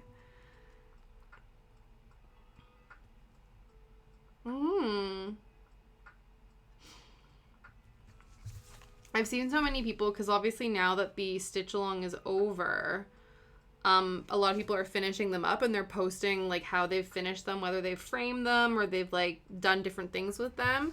So I've been thinking a lot about like what I'm gonna do with this once it's done, which I'm not entirely sure, but I really like the idea of putting it in like a scroll frame, which I've never done before. So I need to look into what that would entail. I think it's just like some dowels. Like I think that would just be kind of what I need, but I have to do more research into that. But we're still a long way to go. We're working on 4 of 16. So there's still quite a few cryptids that we need to get on the page, get on the linen before we can make those decisions. But yeah, so that's what we're working on, despite what it says. We'll definitely continue our forest core pins on tomorrow, though. I'm thinking we're going to do Little Mushroom Baby number 3. Because 3 just seems like a good number. I don't know why. Isn't that a song? 3 is the magic number? I think in this instance it is.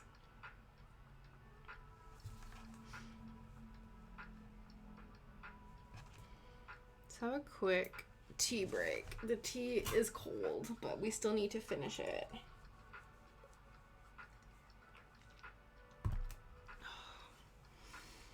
It is! Yeah, that's the song, isn't it?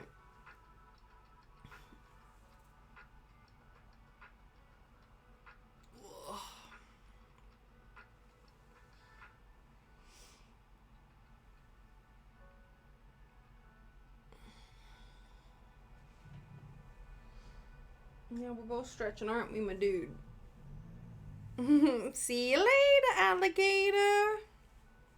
Thanks for popping by.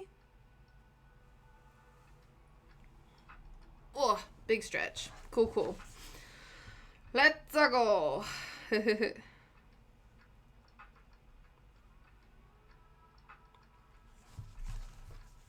Ooh.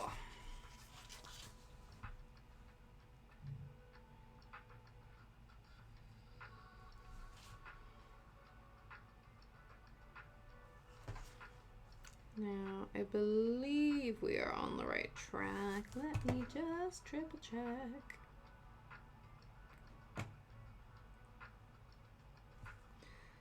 1, 2, 3, 4, 5, 6, 7, 8, 9, 10, 11.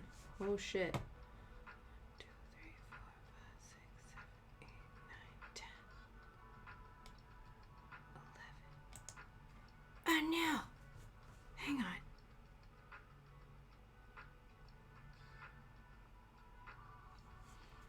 Whoops. Whoopsie doopsie. We made an extra 2 stitch here, and that's supposed to be a 3 stitch. But I think I can just go back and just add that stitch there. So we don't have to frog the whole thing, which is excellent.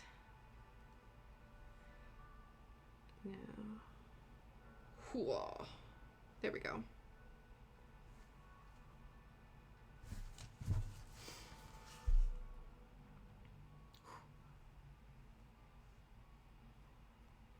So we just go back over it like this, and then it's like it never happened. There we go. There.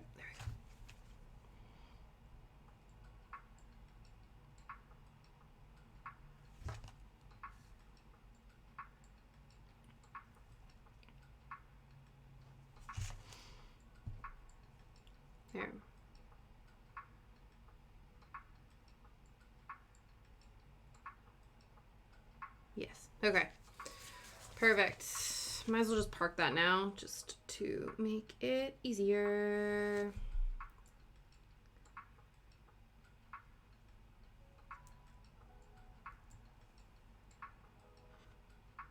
Yes, 32.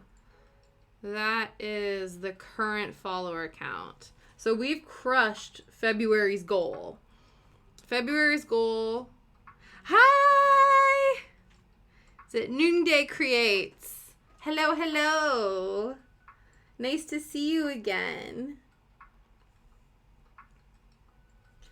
Yeah, we're at 32. So we've completely crushed February's follower count, which was meant to be 30 by the end of Feb. And like, it's not even half. I think it's not even halfway through the month, which is wild to me. So we are on the right track, doing fabulously.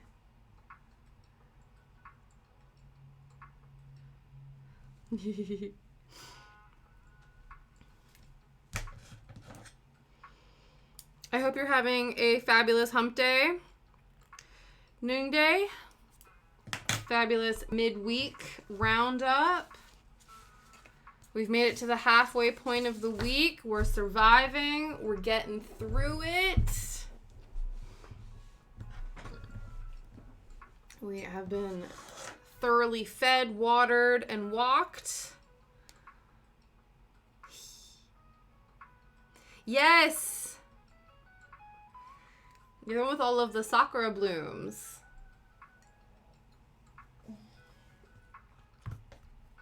I love it. Just like pretty pink blossoms to just lighten up. Ooh, knitting a sweater. That's exciting. What colors? Okay, where are we at? Whoop. I don't know what I did. That's really cool.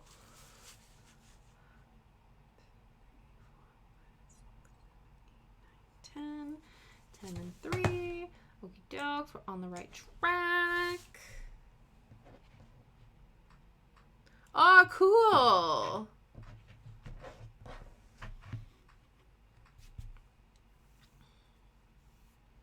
I love that. I have 3 tattoos. Do you have any other ones or just the one? Purple and teal. Ooh, that sounds really pretty. Very like cool toned.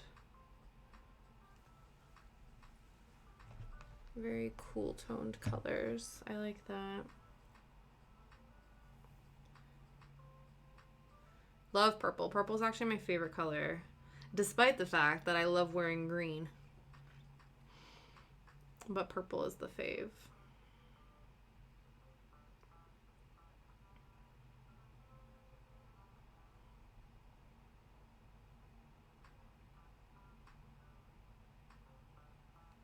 Do you have any tattoos, Jazzy? Jazzy May. Are we all tatted up in chat? Ooh. Love that.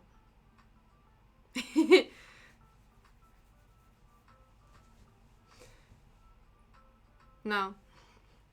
My partner doesn't either. He has, like, no interest in them at all. Which is totally chill.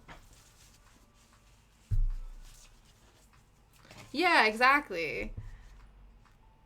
I feel like everyone has, like, different ways that they express themselves. And, like, you can appreciate the artwork and then be like, not for me.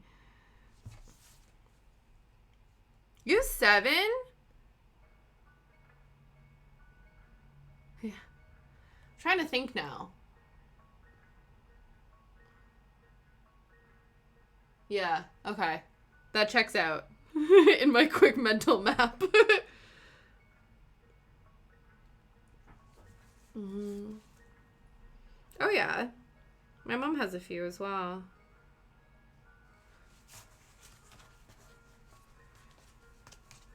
I was just saying today that my mother-in-law got her first, and she has like an angel, or not an angel, a fairy on her arm.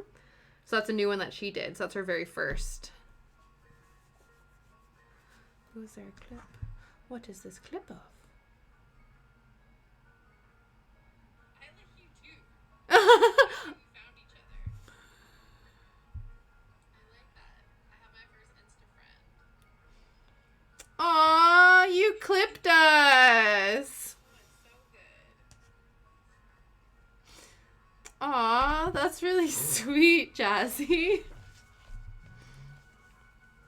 Love it.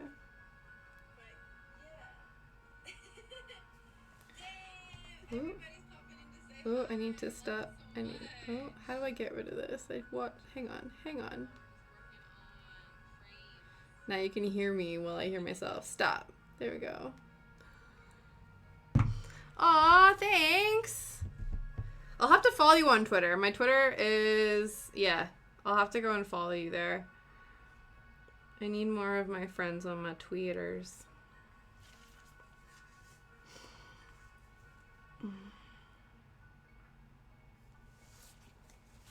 Okay. Let's get back in frame. Oh, perfect. I will refollow you. Awesome. This has been like hella out of focus. Yeah, I had it because like when I was at uni, one of my professors wanted us to use it and like tweet at each other and stuff.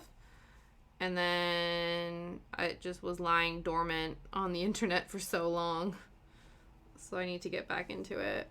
Because I feel like a lot of people on Twitch, like, use Twitter. Like, Twitter is, like, at least, like, a lot of my friends who are, like, gaming streamers and stuff, a lot of them tend to use Twitter.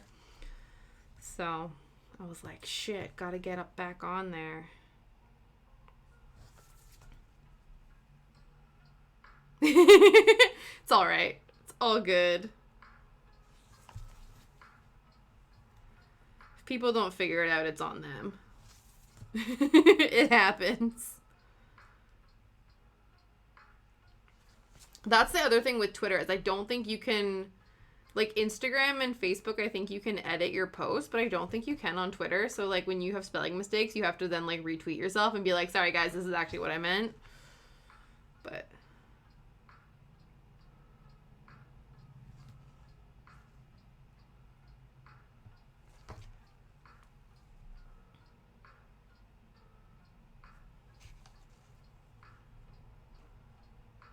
okay.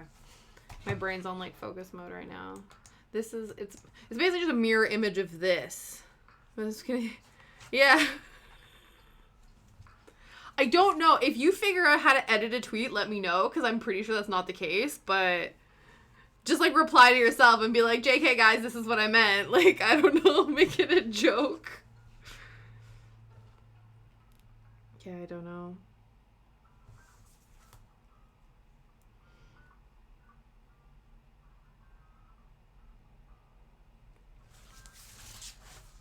That's okay. Jazzy, do you use TikTok at all? Do you have TikTok? Because I don't have that and don't know how that works. So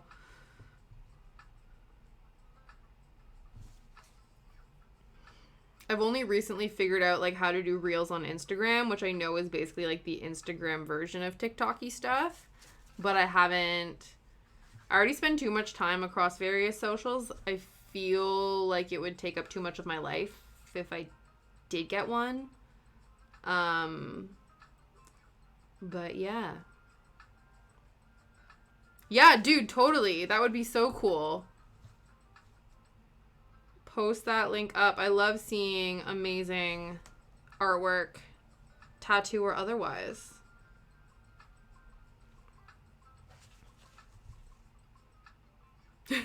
Yeah. That's why I ended up making my dog his own Instagram account, because it was basically just, that was the majority of what the content I had on my Instagram. Now it's crass, but now it's kind of separate. Let me check. Dude. That's really pretty. I also love that I was actually going to ask you that. I was like, oh, is it like the tree with like kind of the petals falling off the tree and stuff? And it is, and it's fabulous. Very pretty. My other brother-in-law, I have 3 brother-in-laws. He's in the process of getting a second sleeve done. He's finished. He has one. I think it's like Edgar Allan Poe themed. And then now he's doing another one that's like Davy Jones, like pirate themed. So that's happening right now. I think it might be almost done. He was in the process of it. But that's very, very pretty. I love like, I don't have any, but I love sort of like the kind of soft pastel-y watercolory kinds of tattoos. Like I just love the sort of gradient of the sakura blooms on the tree that you had done. Very, very pretty. So pretty.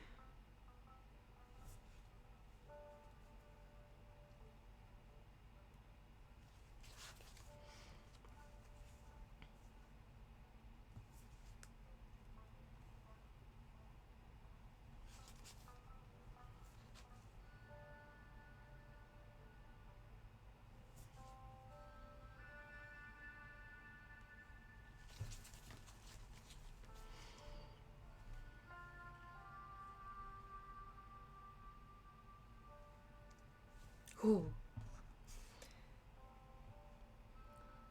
Trying to guess what it is. Is it either a fairy, a mermaid, or a dragon? I'm gonna guess fairy. And I'm gonna click and I'm gonna check. Was I right? Accept all. Yeah, whatever. Oh! Psh, I should. Dodoy. That's really cool.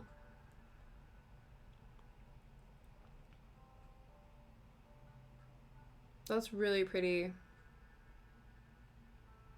Snow globe with sakura blooms in it. Love that. Hey man, you have to think that those were decent guesses, but I should have thought like we were on theme. I got away from the theme.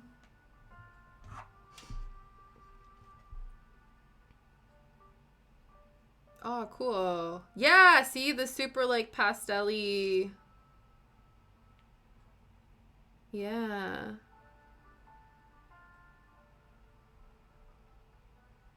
So you're gonna continue like the color scheme all the way down.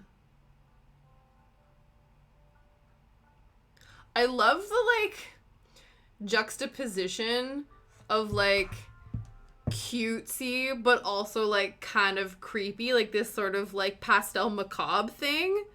That's really cool. Because I feel like if you were to just kind of look at it out of the corner of your eye, you'd just be like, oh, like it's like this really pretty, like pastel-y, cutesy kind of sleeve. And you look a little bit closer and you're like, ooh, there's some like edge to it. Like there's a little bit of, yeah. Oh, that's so cool. I always find, like, just the things people come up with to get, like, sleeve ideas and tattoo ideas are just, like, so cool. See you soon! Enjoy! You got this. You can survive the rest of your shift. That's awesome.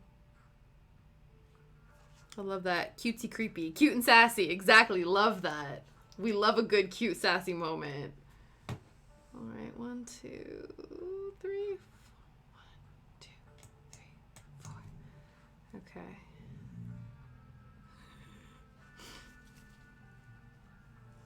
You grumbling over there?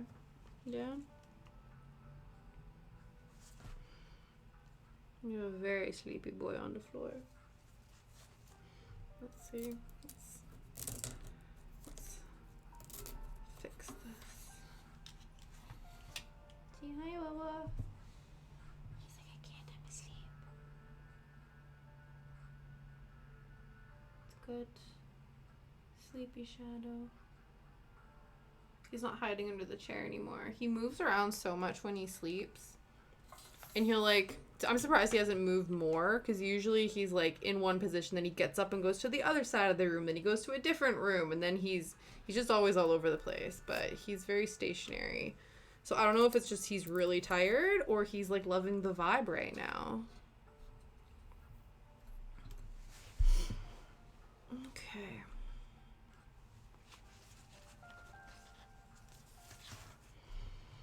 Oh, damn, guys, it's 5. Wow. Let's see. Let's just go. Let's go till 5:30. Book it. We're having fun. Let's keep up the good work. We're enjoying life and our stitching.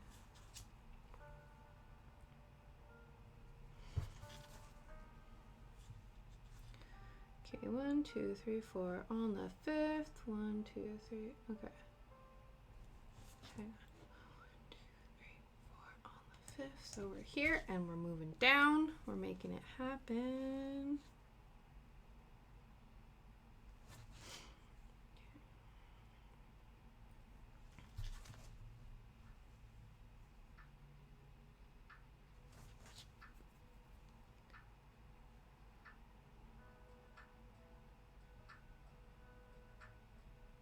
Oh, yeah.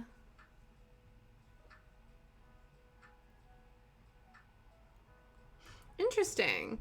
Do you find, like, I guess it was like they would be similar styles for you to kind of feel comfortable with them kind of continuing the original design, eh?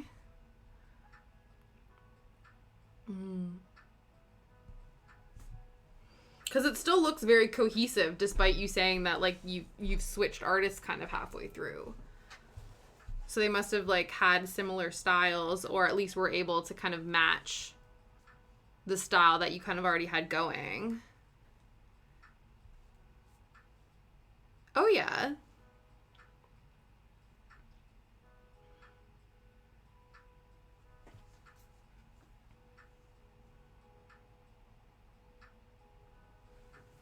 Do they do prints and stuff too, Jazzy, or is it just, like, all of their art ends up as tattoos?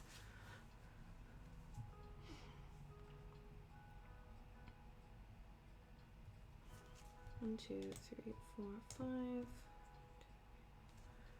One of the, I think the one who did, I have this one on my arm, this one here.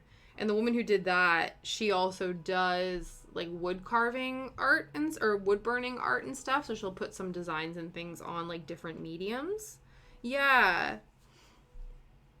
Because I almost feel like if you're an artist, it's sort of like, I don't know, like, artsy people sort of transcend one specific medium. They see, like, you know, they can do it all. I don't know if it's because they get bored or they do whatever. Oh, is that who you get your coloring books from? That's so cool. I really like that. What was I doing here?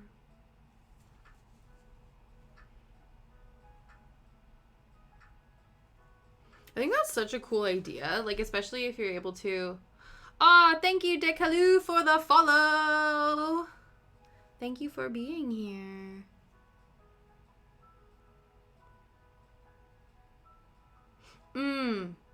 Yeah, because I guess your background is like that sort of pinky color, and to have the pinky petals. Yeah, I know what you mean. I wonder if you can do some sort of like a gradient thing to sort of tie it together. Yeah. Thanks for passing by. I'm glad. It's very much a work in progress. We are hella behind, but we are making up for lost time.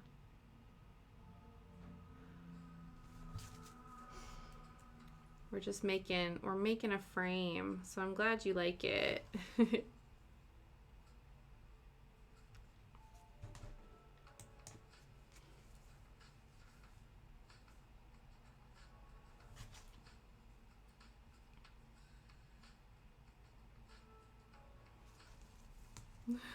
Right? I always underestimate how long it's going to take me to do something. Like, you look at something, you're like, oh, it's a frame. Like, it's only going to take, like, an hour or something. And then you're like, this is actually 500 stitches. And...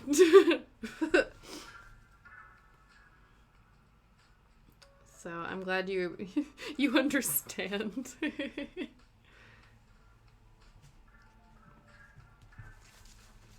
Oh, he's on the move. Didn't I say? Shadow would, skedaddle. He's gone somewhere more comfy. Yeah.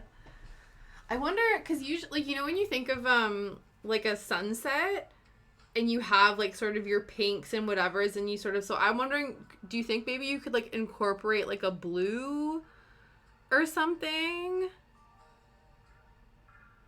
I don't know. I guess the other... That'll be really interesting. I'm really excited to kind of see how you find a way to, like, mesh all of that together, though. I think whatever you kind of stumble upon is going to look really cool. Oh, no. I hope there weren't any words in the tat, because that would be really bad. Like, if you got, like, a symbol in, like, another language, or if you got a word, and then the person, like... Yeah, because I guess depending on how they, like, print it and then stick it on or something, I don't know. But that sounds terrible. I hope it still looked cool, just despite being backwards. Oh, is it? Is it one of those ones that, like, glow under black light? Because I've seen a few of those, or I've seen, like, variations of that, where it's, like, a blacklight one. Where it's, like, a specific type of pigment that is invisible unless you put UV light over top of it. Or white ones. I've heard of those before as well. Oh, no!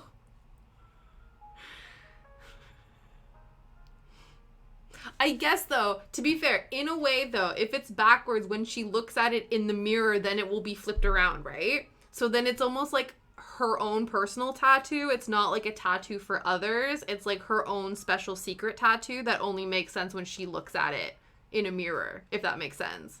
Because I've seen people do tattoos where they'll, like, have a name backwards or have something in a different direction. And then when they look at it, that's when they see it, you know what I mean? So, like, maybe it's, you know, like, I'm just trying to put a positive spin on it. I hope it's working. Oh, no. Well, if it's invisible, then I guess, you know, she's not gonna notice. Okay, what am I doing here? Yeah.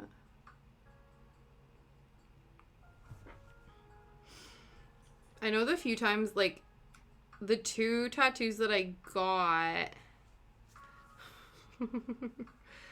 I was working with an artist because I sort of knew the idea of what I wanted, but, like, not specifically. And I always assumed that, like, they would kind of send me, like, updates on, like, what they're sort of working on and things like that. But both times I didn't get the proposed tattoo idea until I was literally in the tattoo studio on the day to get it done. And I'm like a people pleaser, so I remember talking to Liam, my partner, and I was like, what if I hate it? Like, do I have to say, like, do I have the balls to be like, I don't like it, like, I don't want it on my body? Like, that just feels like a dick move because they've spent all this time and, like, it's the day of the appointment. Luckily, both times, I love what they came up with, so it was fine. But, like, that's really nerve-wracking to be like, I don't actually know what's getting put on my body today. And if I hate it, like, the appointment's just canceled. We have to, like, figure something else out. Like, they could do, like, little iterations and stuff. So the one on my wrist, I wanted things, like, spaced out a little bit different or something like that. And that was okay. So it was fine, but it was a little bit nerve-wracking. But luckily it was okay. But... yeah, usually they're meant to sort of show you. Yeah, exactly. So thankfully they were awesome, so it worked out. But leading up to it, I was like, I hope I don't like it. Yeah. Do you find, like, because I know one of my brothers-in-law as well, like, he's thought of tattoo ideas, but then there's, like, a worry that you might not be into that thing later on, or there's nothing that you're so, like, passionate or interested in that you're like, I could look at this every day and still be like, that's amazing. Because I think he had an idea, and then, you know, obviously years went by and he didn't get it, and he's like, I'm so glad I didn't, because now I'm not that into that thing anymore. So, yeah.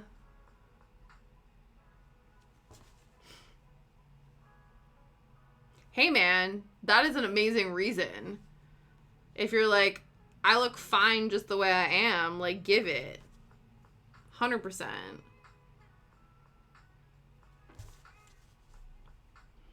That is as good a reason as any reason. If anything, I feel like that's the best reason. It's like, I already look good. I don't need to do that. Why not?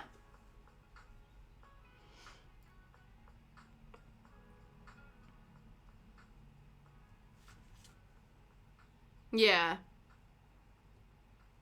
Yeah, that's a really good idea. Yeah, noonday. I think that's the way to do it. I know there's been ones that I've thought on, and I'm glad I never ended up getting, because I'm like, not actually my thing.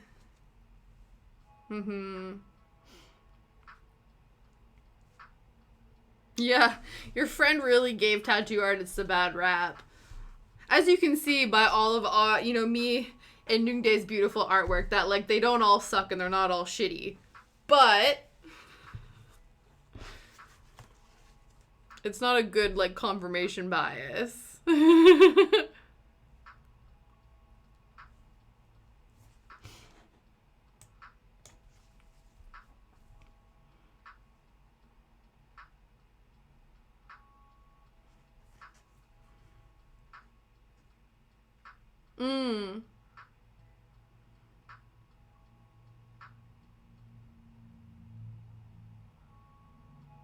Oh, you designed your own, yeah?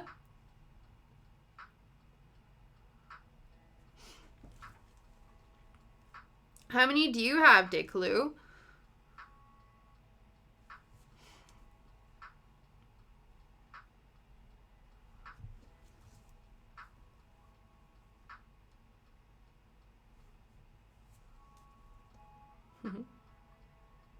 Hey, man. That's awesome. They are. That's the big thing, isn't it?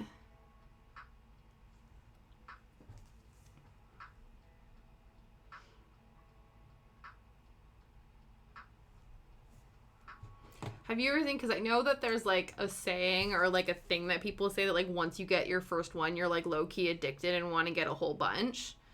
Do you find that, like, if you were made of money, like... Yeah, I know, I always love, like, the inspiration behind people's tattoos. But yeah, do you think, Dekalu, if, like, money was no object, would you get so many? Yes.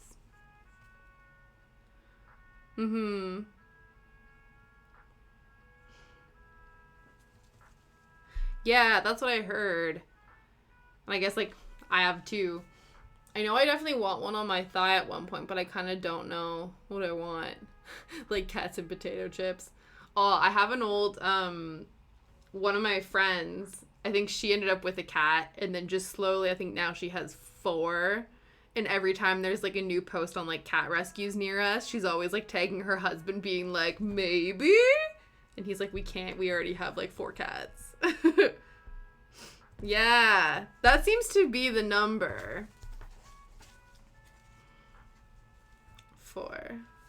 And potato chips. I have to portion control my potato chips. I'm a salty snack fiend. Love a good salty snack. Let me just make sure.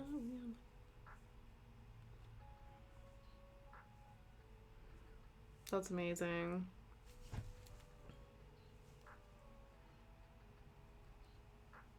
Do they all have, like, drastically different personalities?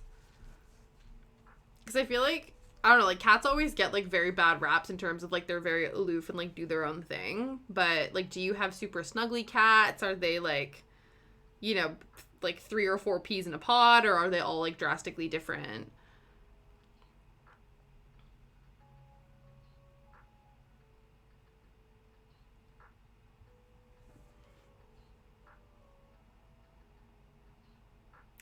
Really? They don't do all dressed in the States anymore. They don't do that here. Like, in the UK, all dressed isn't a thing. Neither is dill pickle. Dill pickle anything is, like, impossible to find here, and it really frustrates me. Yeah, they're all very different.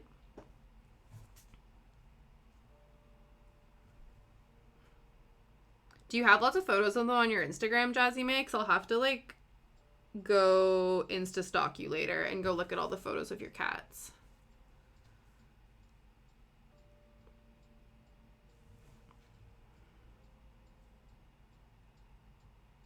Oh, that's cute.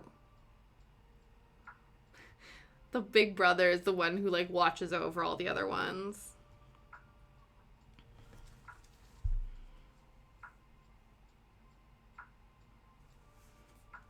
Yeah.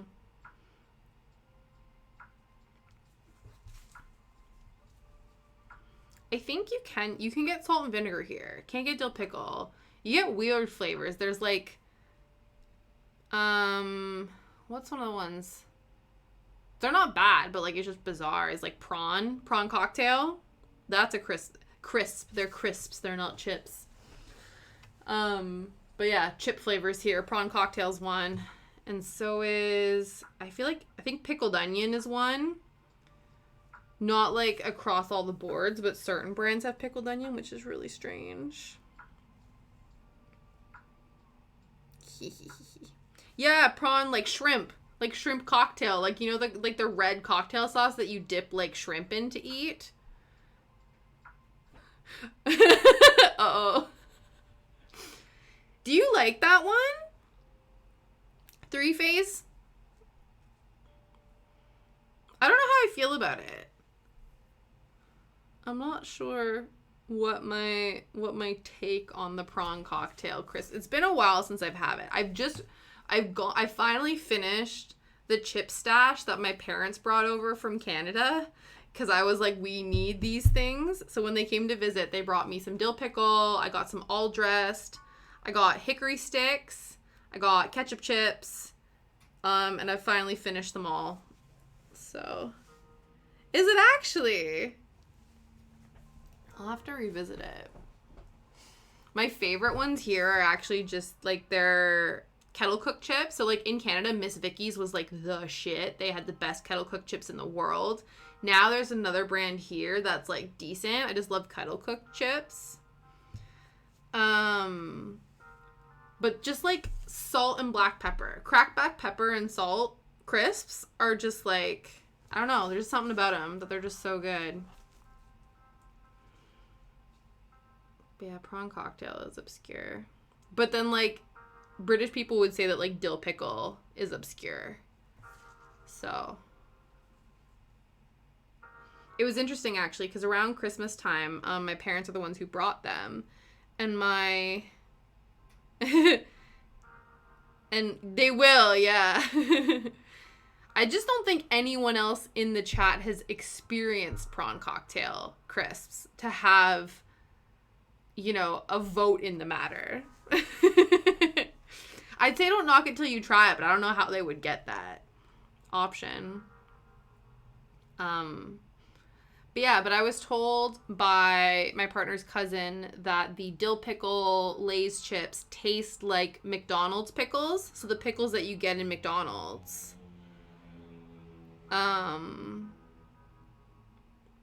That's what the dill pickle chips taste like, apparently. Yeah. Have you ever had, like... Yeah, like... Daycaloop, have you ever had, like, a shrimp ring? So you get, like, you know, little, like, shrimps, like, seafood prawns or shrimps. And then there's always, like, a red cocktail sauce that comes with the shrimp ring. And that's what you would dip it in. I think it's, like, horseradishy. Like, it's sort of like a tangy... I don't know. It's just, like, shrimp sauce in my brain.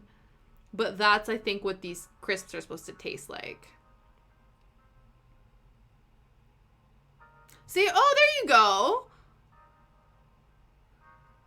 There you go, Three Phase. You have another team prawn cocktail. So okay, where am I at? 1, 2, 3, and 4.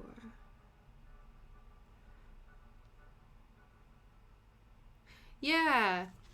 I don't know where else in the world prawn cocktail crisps exists. If it's just a UK thing or not.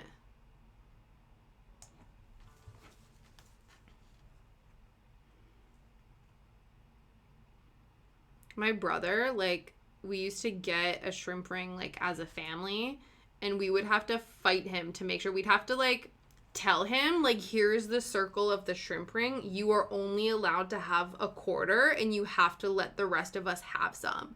Because he would just inhale the whole shrimp ring by himself if you just left him to it. So we had to put, like, sanctions on his shrimp intake when we bought shrimp rings as a family. Oh, it's the kitty cats. Cute. That's really cute.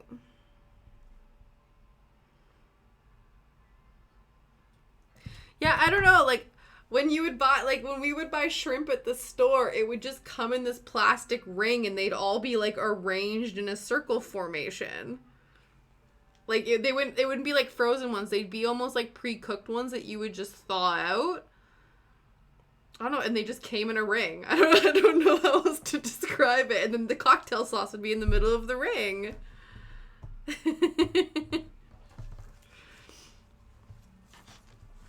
Okay, let us at least finish this. 2, 3, 4. 1, 2, 3, 4. Yeah. Yeah, with the sauce in the middle. Yeah. So my brother had restrictions on his shrimp ring intake.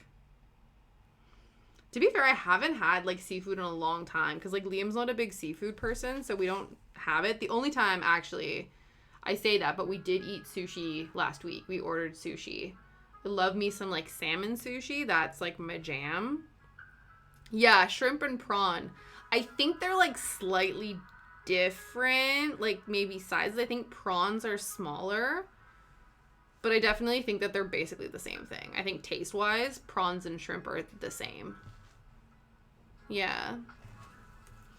Yeah, like, my go-to is, like, salmon sashimi, which, like, I feel like salmon's always the most expensive thing on the sushi menu. I feel like such a bougie bitch. Like, that's what I need to order. But yeah, so I do tell a lie. We do have seafood. Usually Liam gets, like, whatever's the most cooked on the menu. So the place that we order from also does, like, katsu curry and stuff. So he'll usually get, like, a bento box or a katsu, whereas I'm, like, all of the sushi. Dude. I haven't been to an all-you-can-eat sushi place in years. There's none around me. I used to, like, especially where I grew up in Canada, there was an all-you-can-eat sushi place, and, like, me and my friend religiously would go there and go ham. The trick is you have to order enough and just continually eat, and you can't have a pause between, like, servings when they bring more food out, because that's when the rice has a chance to settle and expand in your stomach, and, like, that's no good.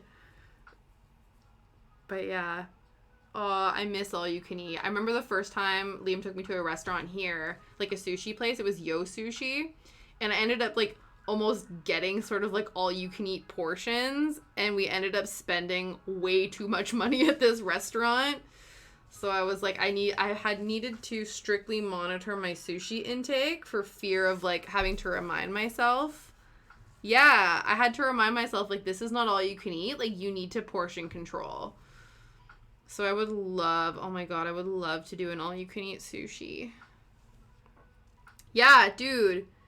I remember because me and my friend went and we ordered a bunch, and then I think I went to the bathroom and the chef came over and we both looked like we were, like, ready to roll out of the restaurant. And he was like, do you want me to just cancel the rest of your order? And my friend was like, yeah, probably. Because I think we just went, like, you know, all-you-can-eat sushi blind and was just ordering and ordering and ordering, and then was like, oh, wait. That was a bad idea. Oh, perfect. Okay, that's actually amazing to know. South Wales, Cardiff. Okay, perfect. Because as of right now, like, Southeast London don't got shit. So, I hope. That's my dream.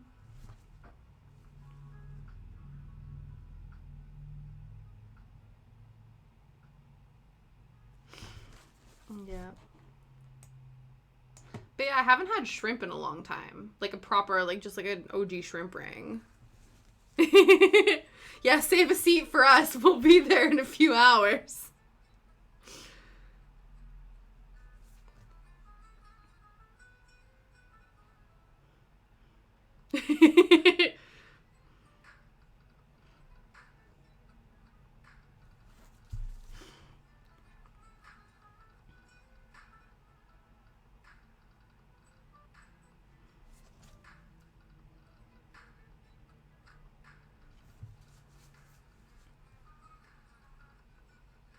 You must have good seafood in Florida, Jazzy May. Because I'm assuming, like, because it's, like, coastal, that you get good seafood.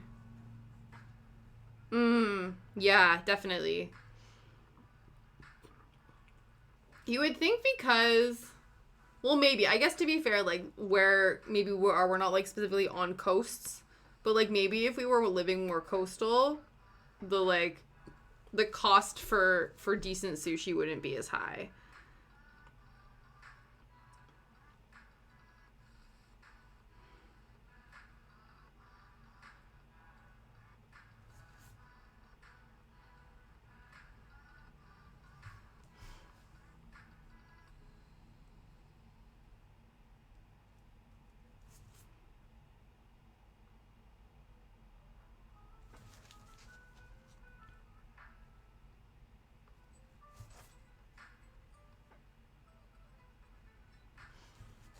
Okay.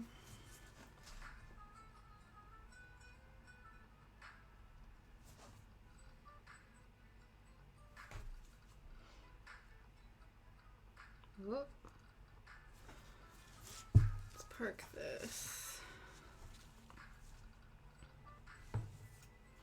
Yeah, that's what we ended up doing. We got delivery the other day. I haven't been in a restaurant in a while.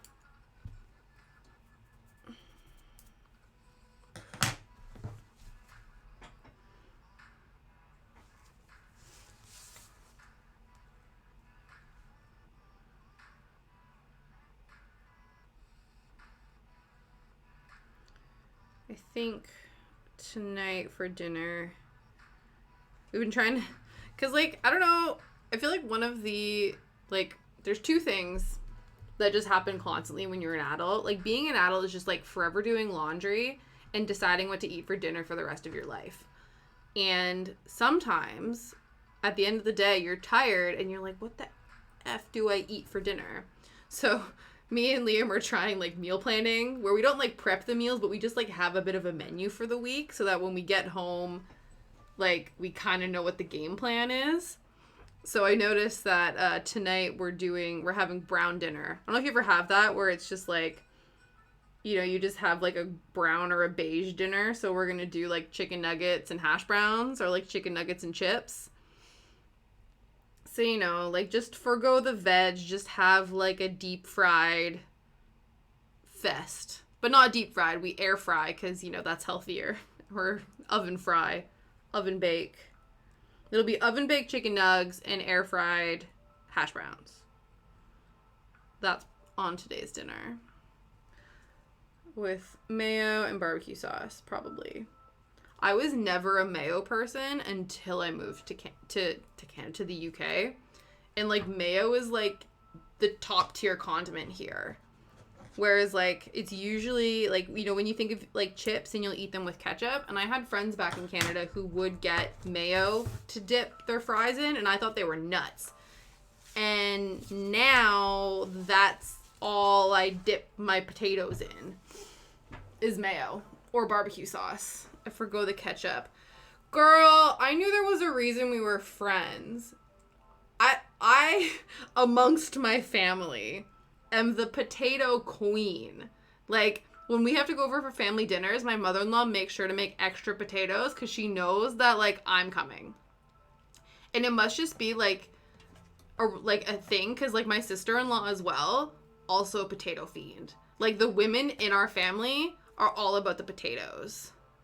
Ooh, I've never done the mix. I've never done a mayo ketchup mix. I've done, like, unintentionally a barbecue mayo mix that I don't hate. But, yeah. Jeez. Soulmates over here. Potato queens, both of us.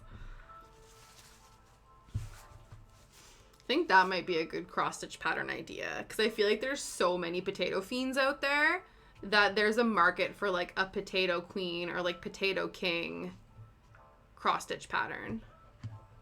Yeah, really. I know, me too.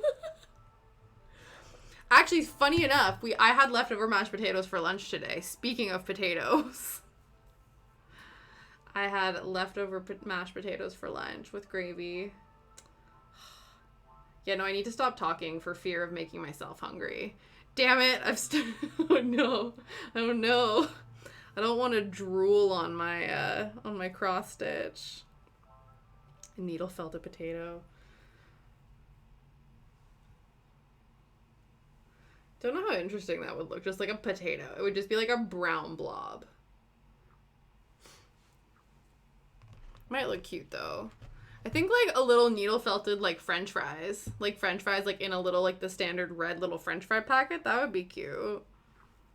To be fair though, like I think I've noticed there's actually a lot of like potato memes and stuff out there.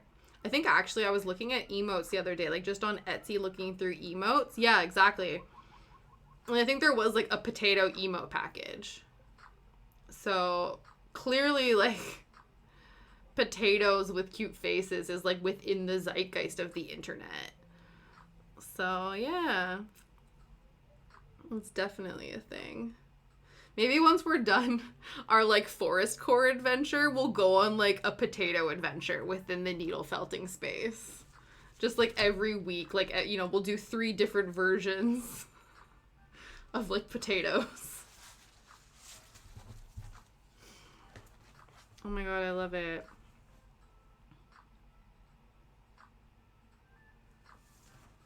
Your emote game is on fire, Jazzy May.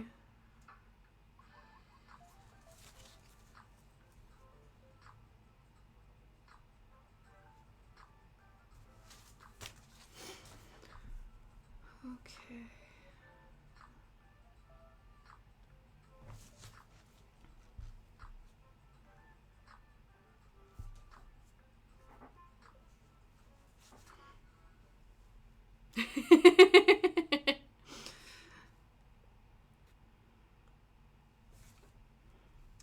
I see you, Lord of the Rings quote. My family would like you. We have lots of Lord of the Rings buffs in there. Have they not heard of second breakfast?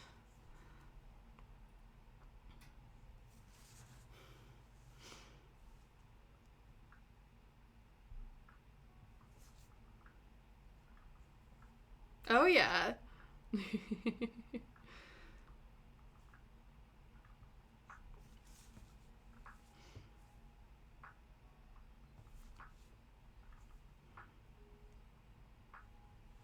Did you ever play the Lord of the Rings PS4 game? Or PS4.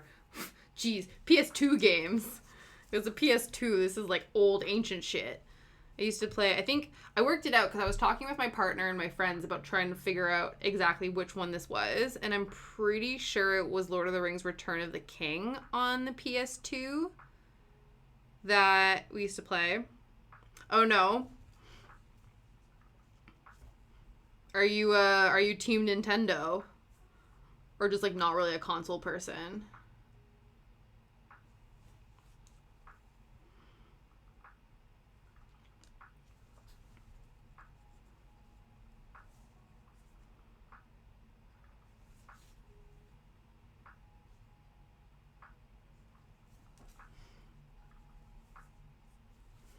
My partner like grew up with different gaming consoles, and I had to remind him because like I never got really into gaming. It was my brother and then like my younger brother, so sort of as like because he had it, then I got into it.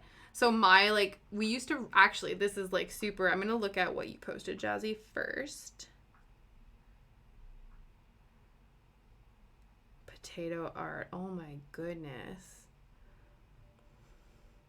Potatoes aren't for arting, potatoes are for eating. I'm gonna watch that later.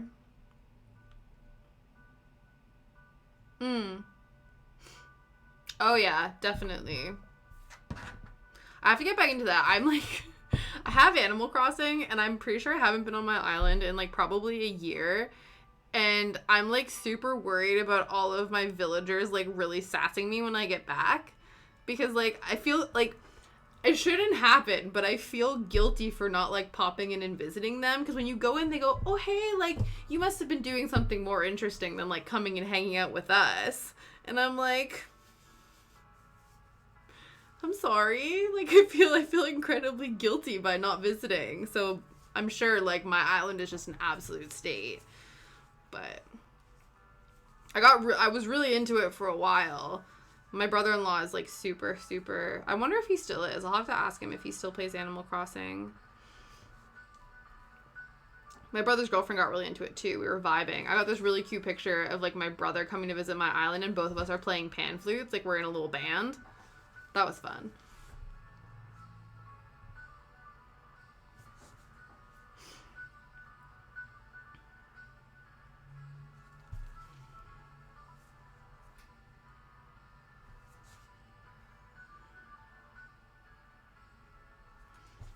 When I Google forest core, or like even not so much cottagecore, but especially when I Google forest core, 99% of it is like Animal Crossing.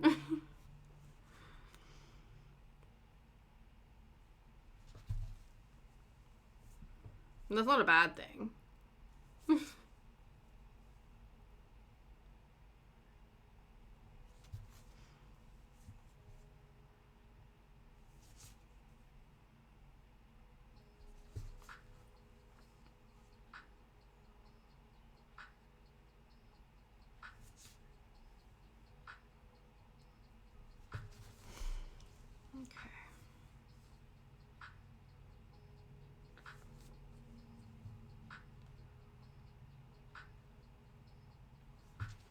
Let me just keep track of what we're doing.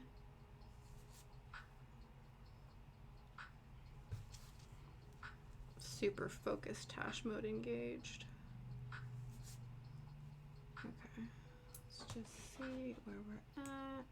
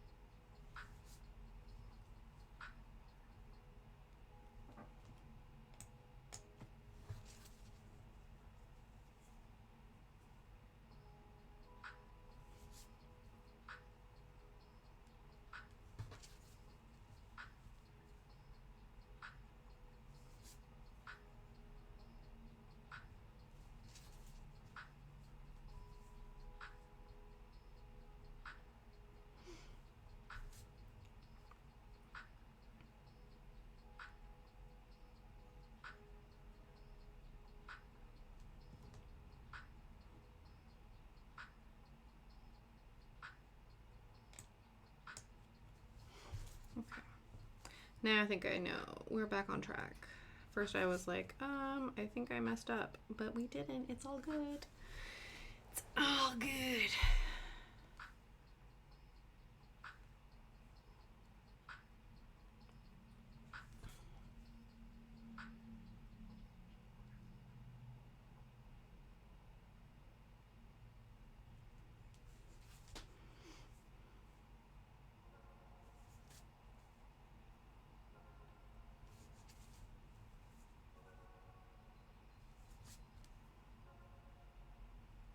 How's your knitting coming along day? I hope it's going well.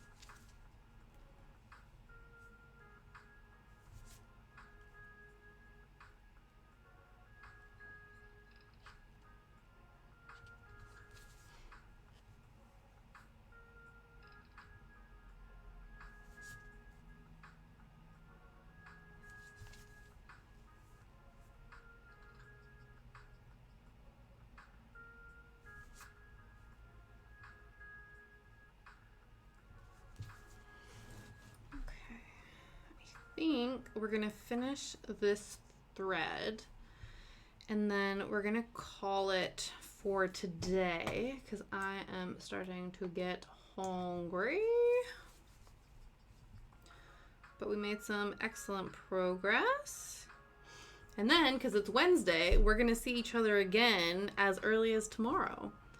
So tomorrow, 3 p.m. GMT, we will be needle felting some more, and I think we will again continue on our forest core needle felting journey because I believe 3 is the magic number, and we will do a third little mushroom pin to join our gang. And then who knows what we'll do after that. Maybe we'll do the potatoes, maybe we'll do something, totally different. Maybe we'll do forest core but not mushrooms. Who knows? The possibilities are endless. And then obviously we've crushed February's follower goal, but we are still trying to get to that affiliate status. So spread the word if you want. We'll see. We'll try to get up there. My birthday is March 21st, so if we can get to it by then, that would be the most lovely 30th birthday present. But if not, end of March, that will be the goal. And then the following Tuesday, we will I'll finish the frame off stream. I'll finish this frame off stream, and then we will yeah, we got this. We'll finish this off stream, and then next Tuesday when we're doing our cross stitch stream again, we'll actually put the Jersey Devil in his frame, and that will be the plan. So hopefully you guys can join me tomorrow, if not tomorrow, next week, and we'll have fun, we'll sip tea, we'll hang out, and we'll chat all good, lovely, fun stuff. Again, happy hump day. We made it to Wednesday. Let's crush the second half of the week. And thank you guys so much for watching. I'm going to go watch the potato art video that you posted, Jazzy May, and then go follow you on Twitter and stalk your Instagram and look at pictures of your cats. That's what my evening plan is going to be. But yeah, and work on this. Okay, I'll see you guys all later. Thank you so much. Mwah. Amazingness. How do I raid? I would love to raid. How does it happen? Someone walk me through this. How doth we raid? Let me pull this up. Do we... Okay, here. Raid channel. Okay, pick a channel to raid. Oh! Angelic Dreamer is on. And we follow her. And she's currently streaming. So why don't we go and raid her? What do we do then? Do we just show up and say hi? Is that all that happens? I don't know. Is it rude that I don't know? Okay, let's just go start raid. How do, yeah? Okay, is that all that happens? And then we just click raid now once like everybody's around to raid? Okay, cool. 4 people raid now. Yay! Just say hi. Cool.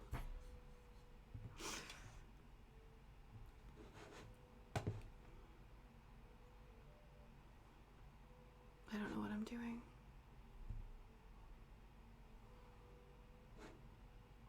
Oh, why did that show up?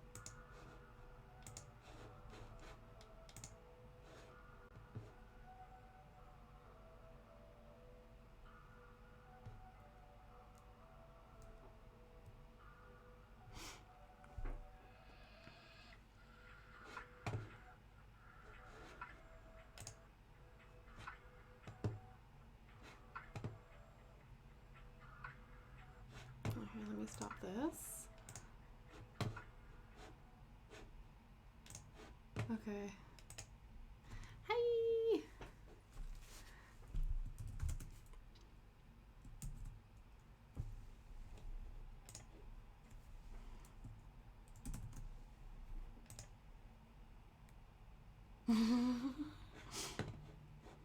Hello?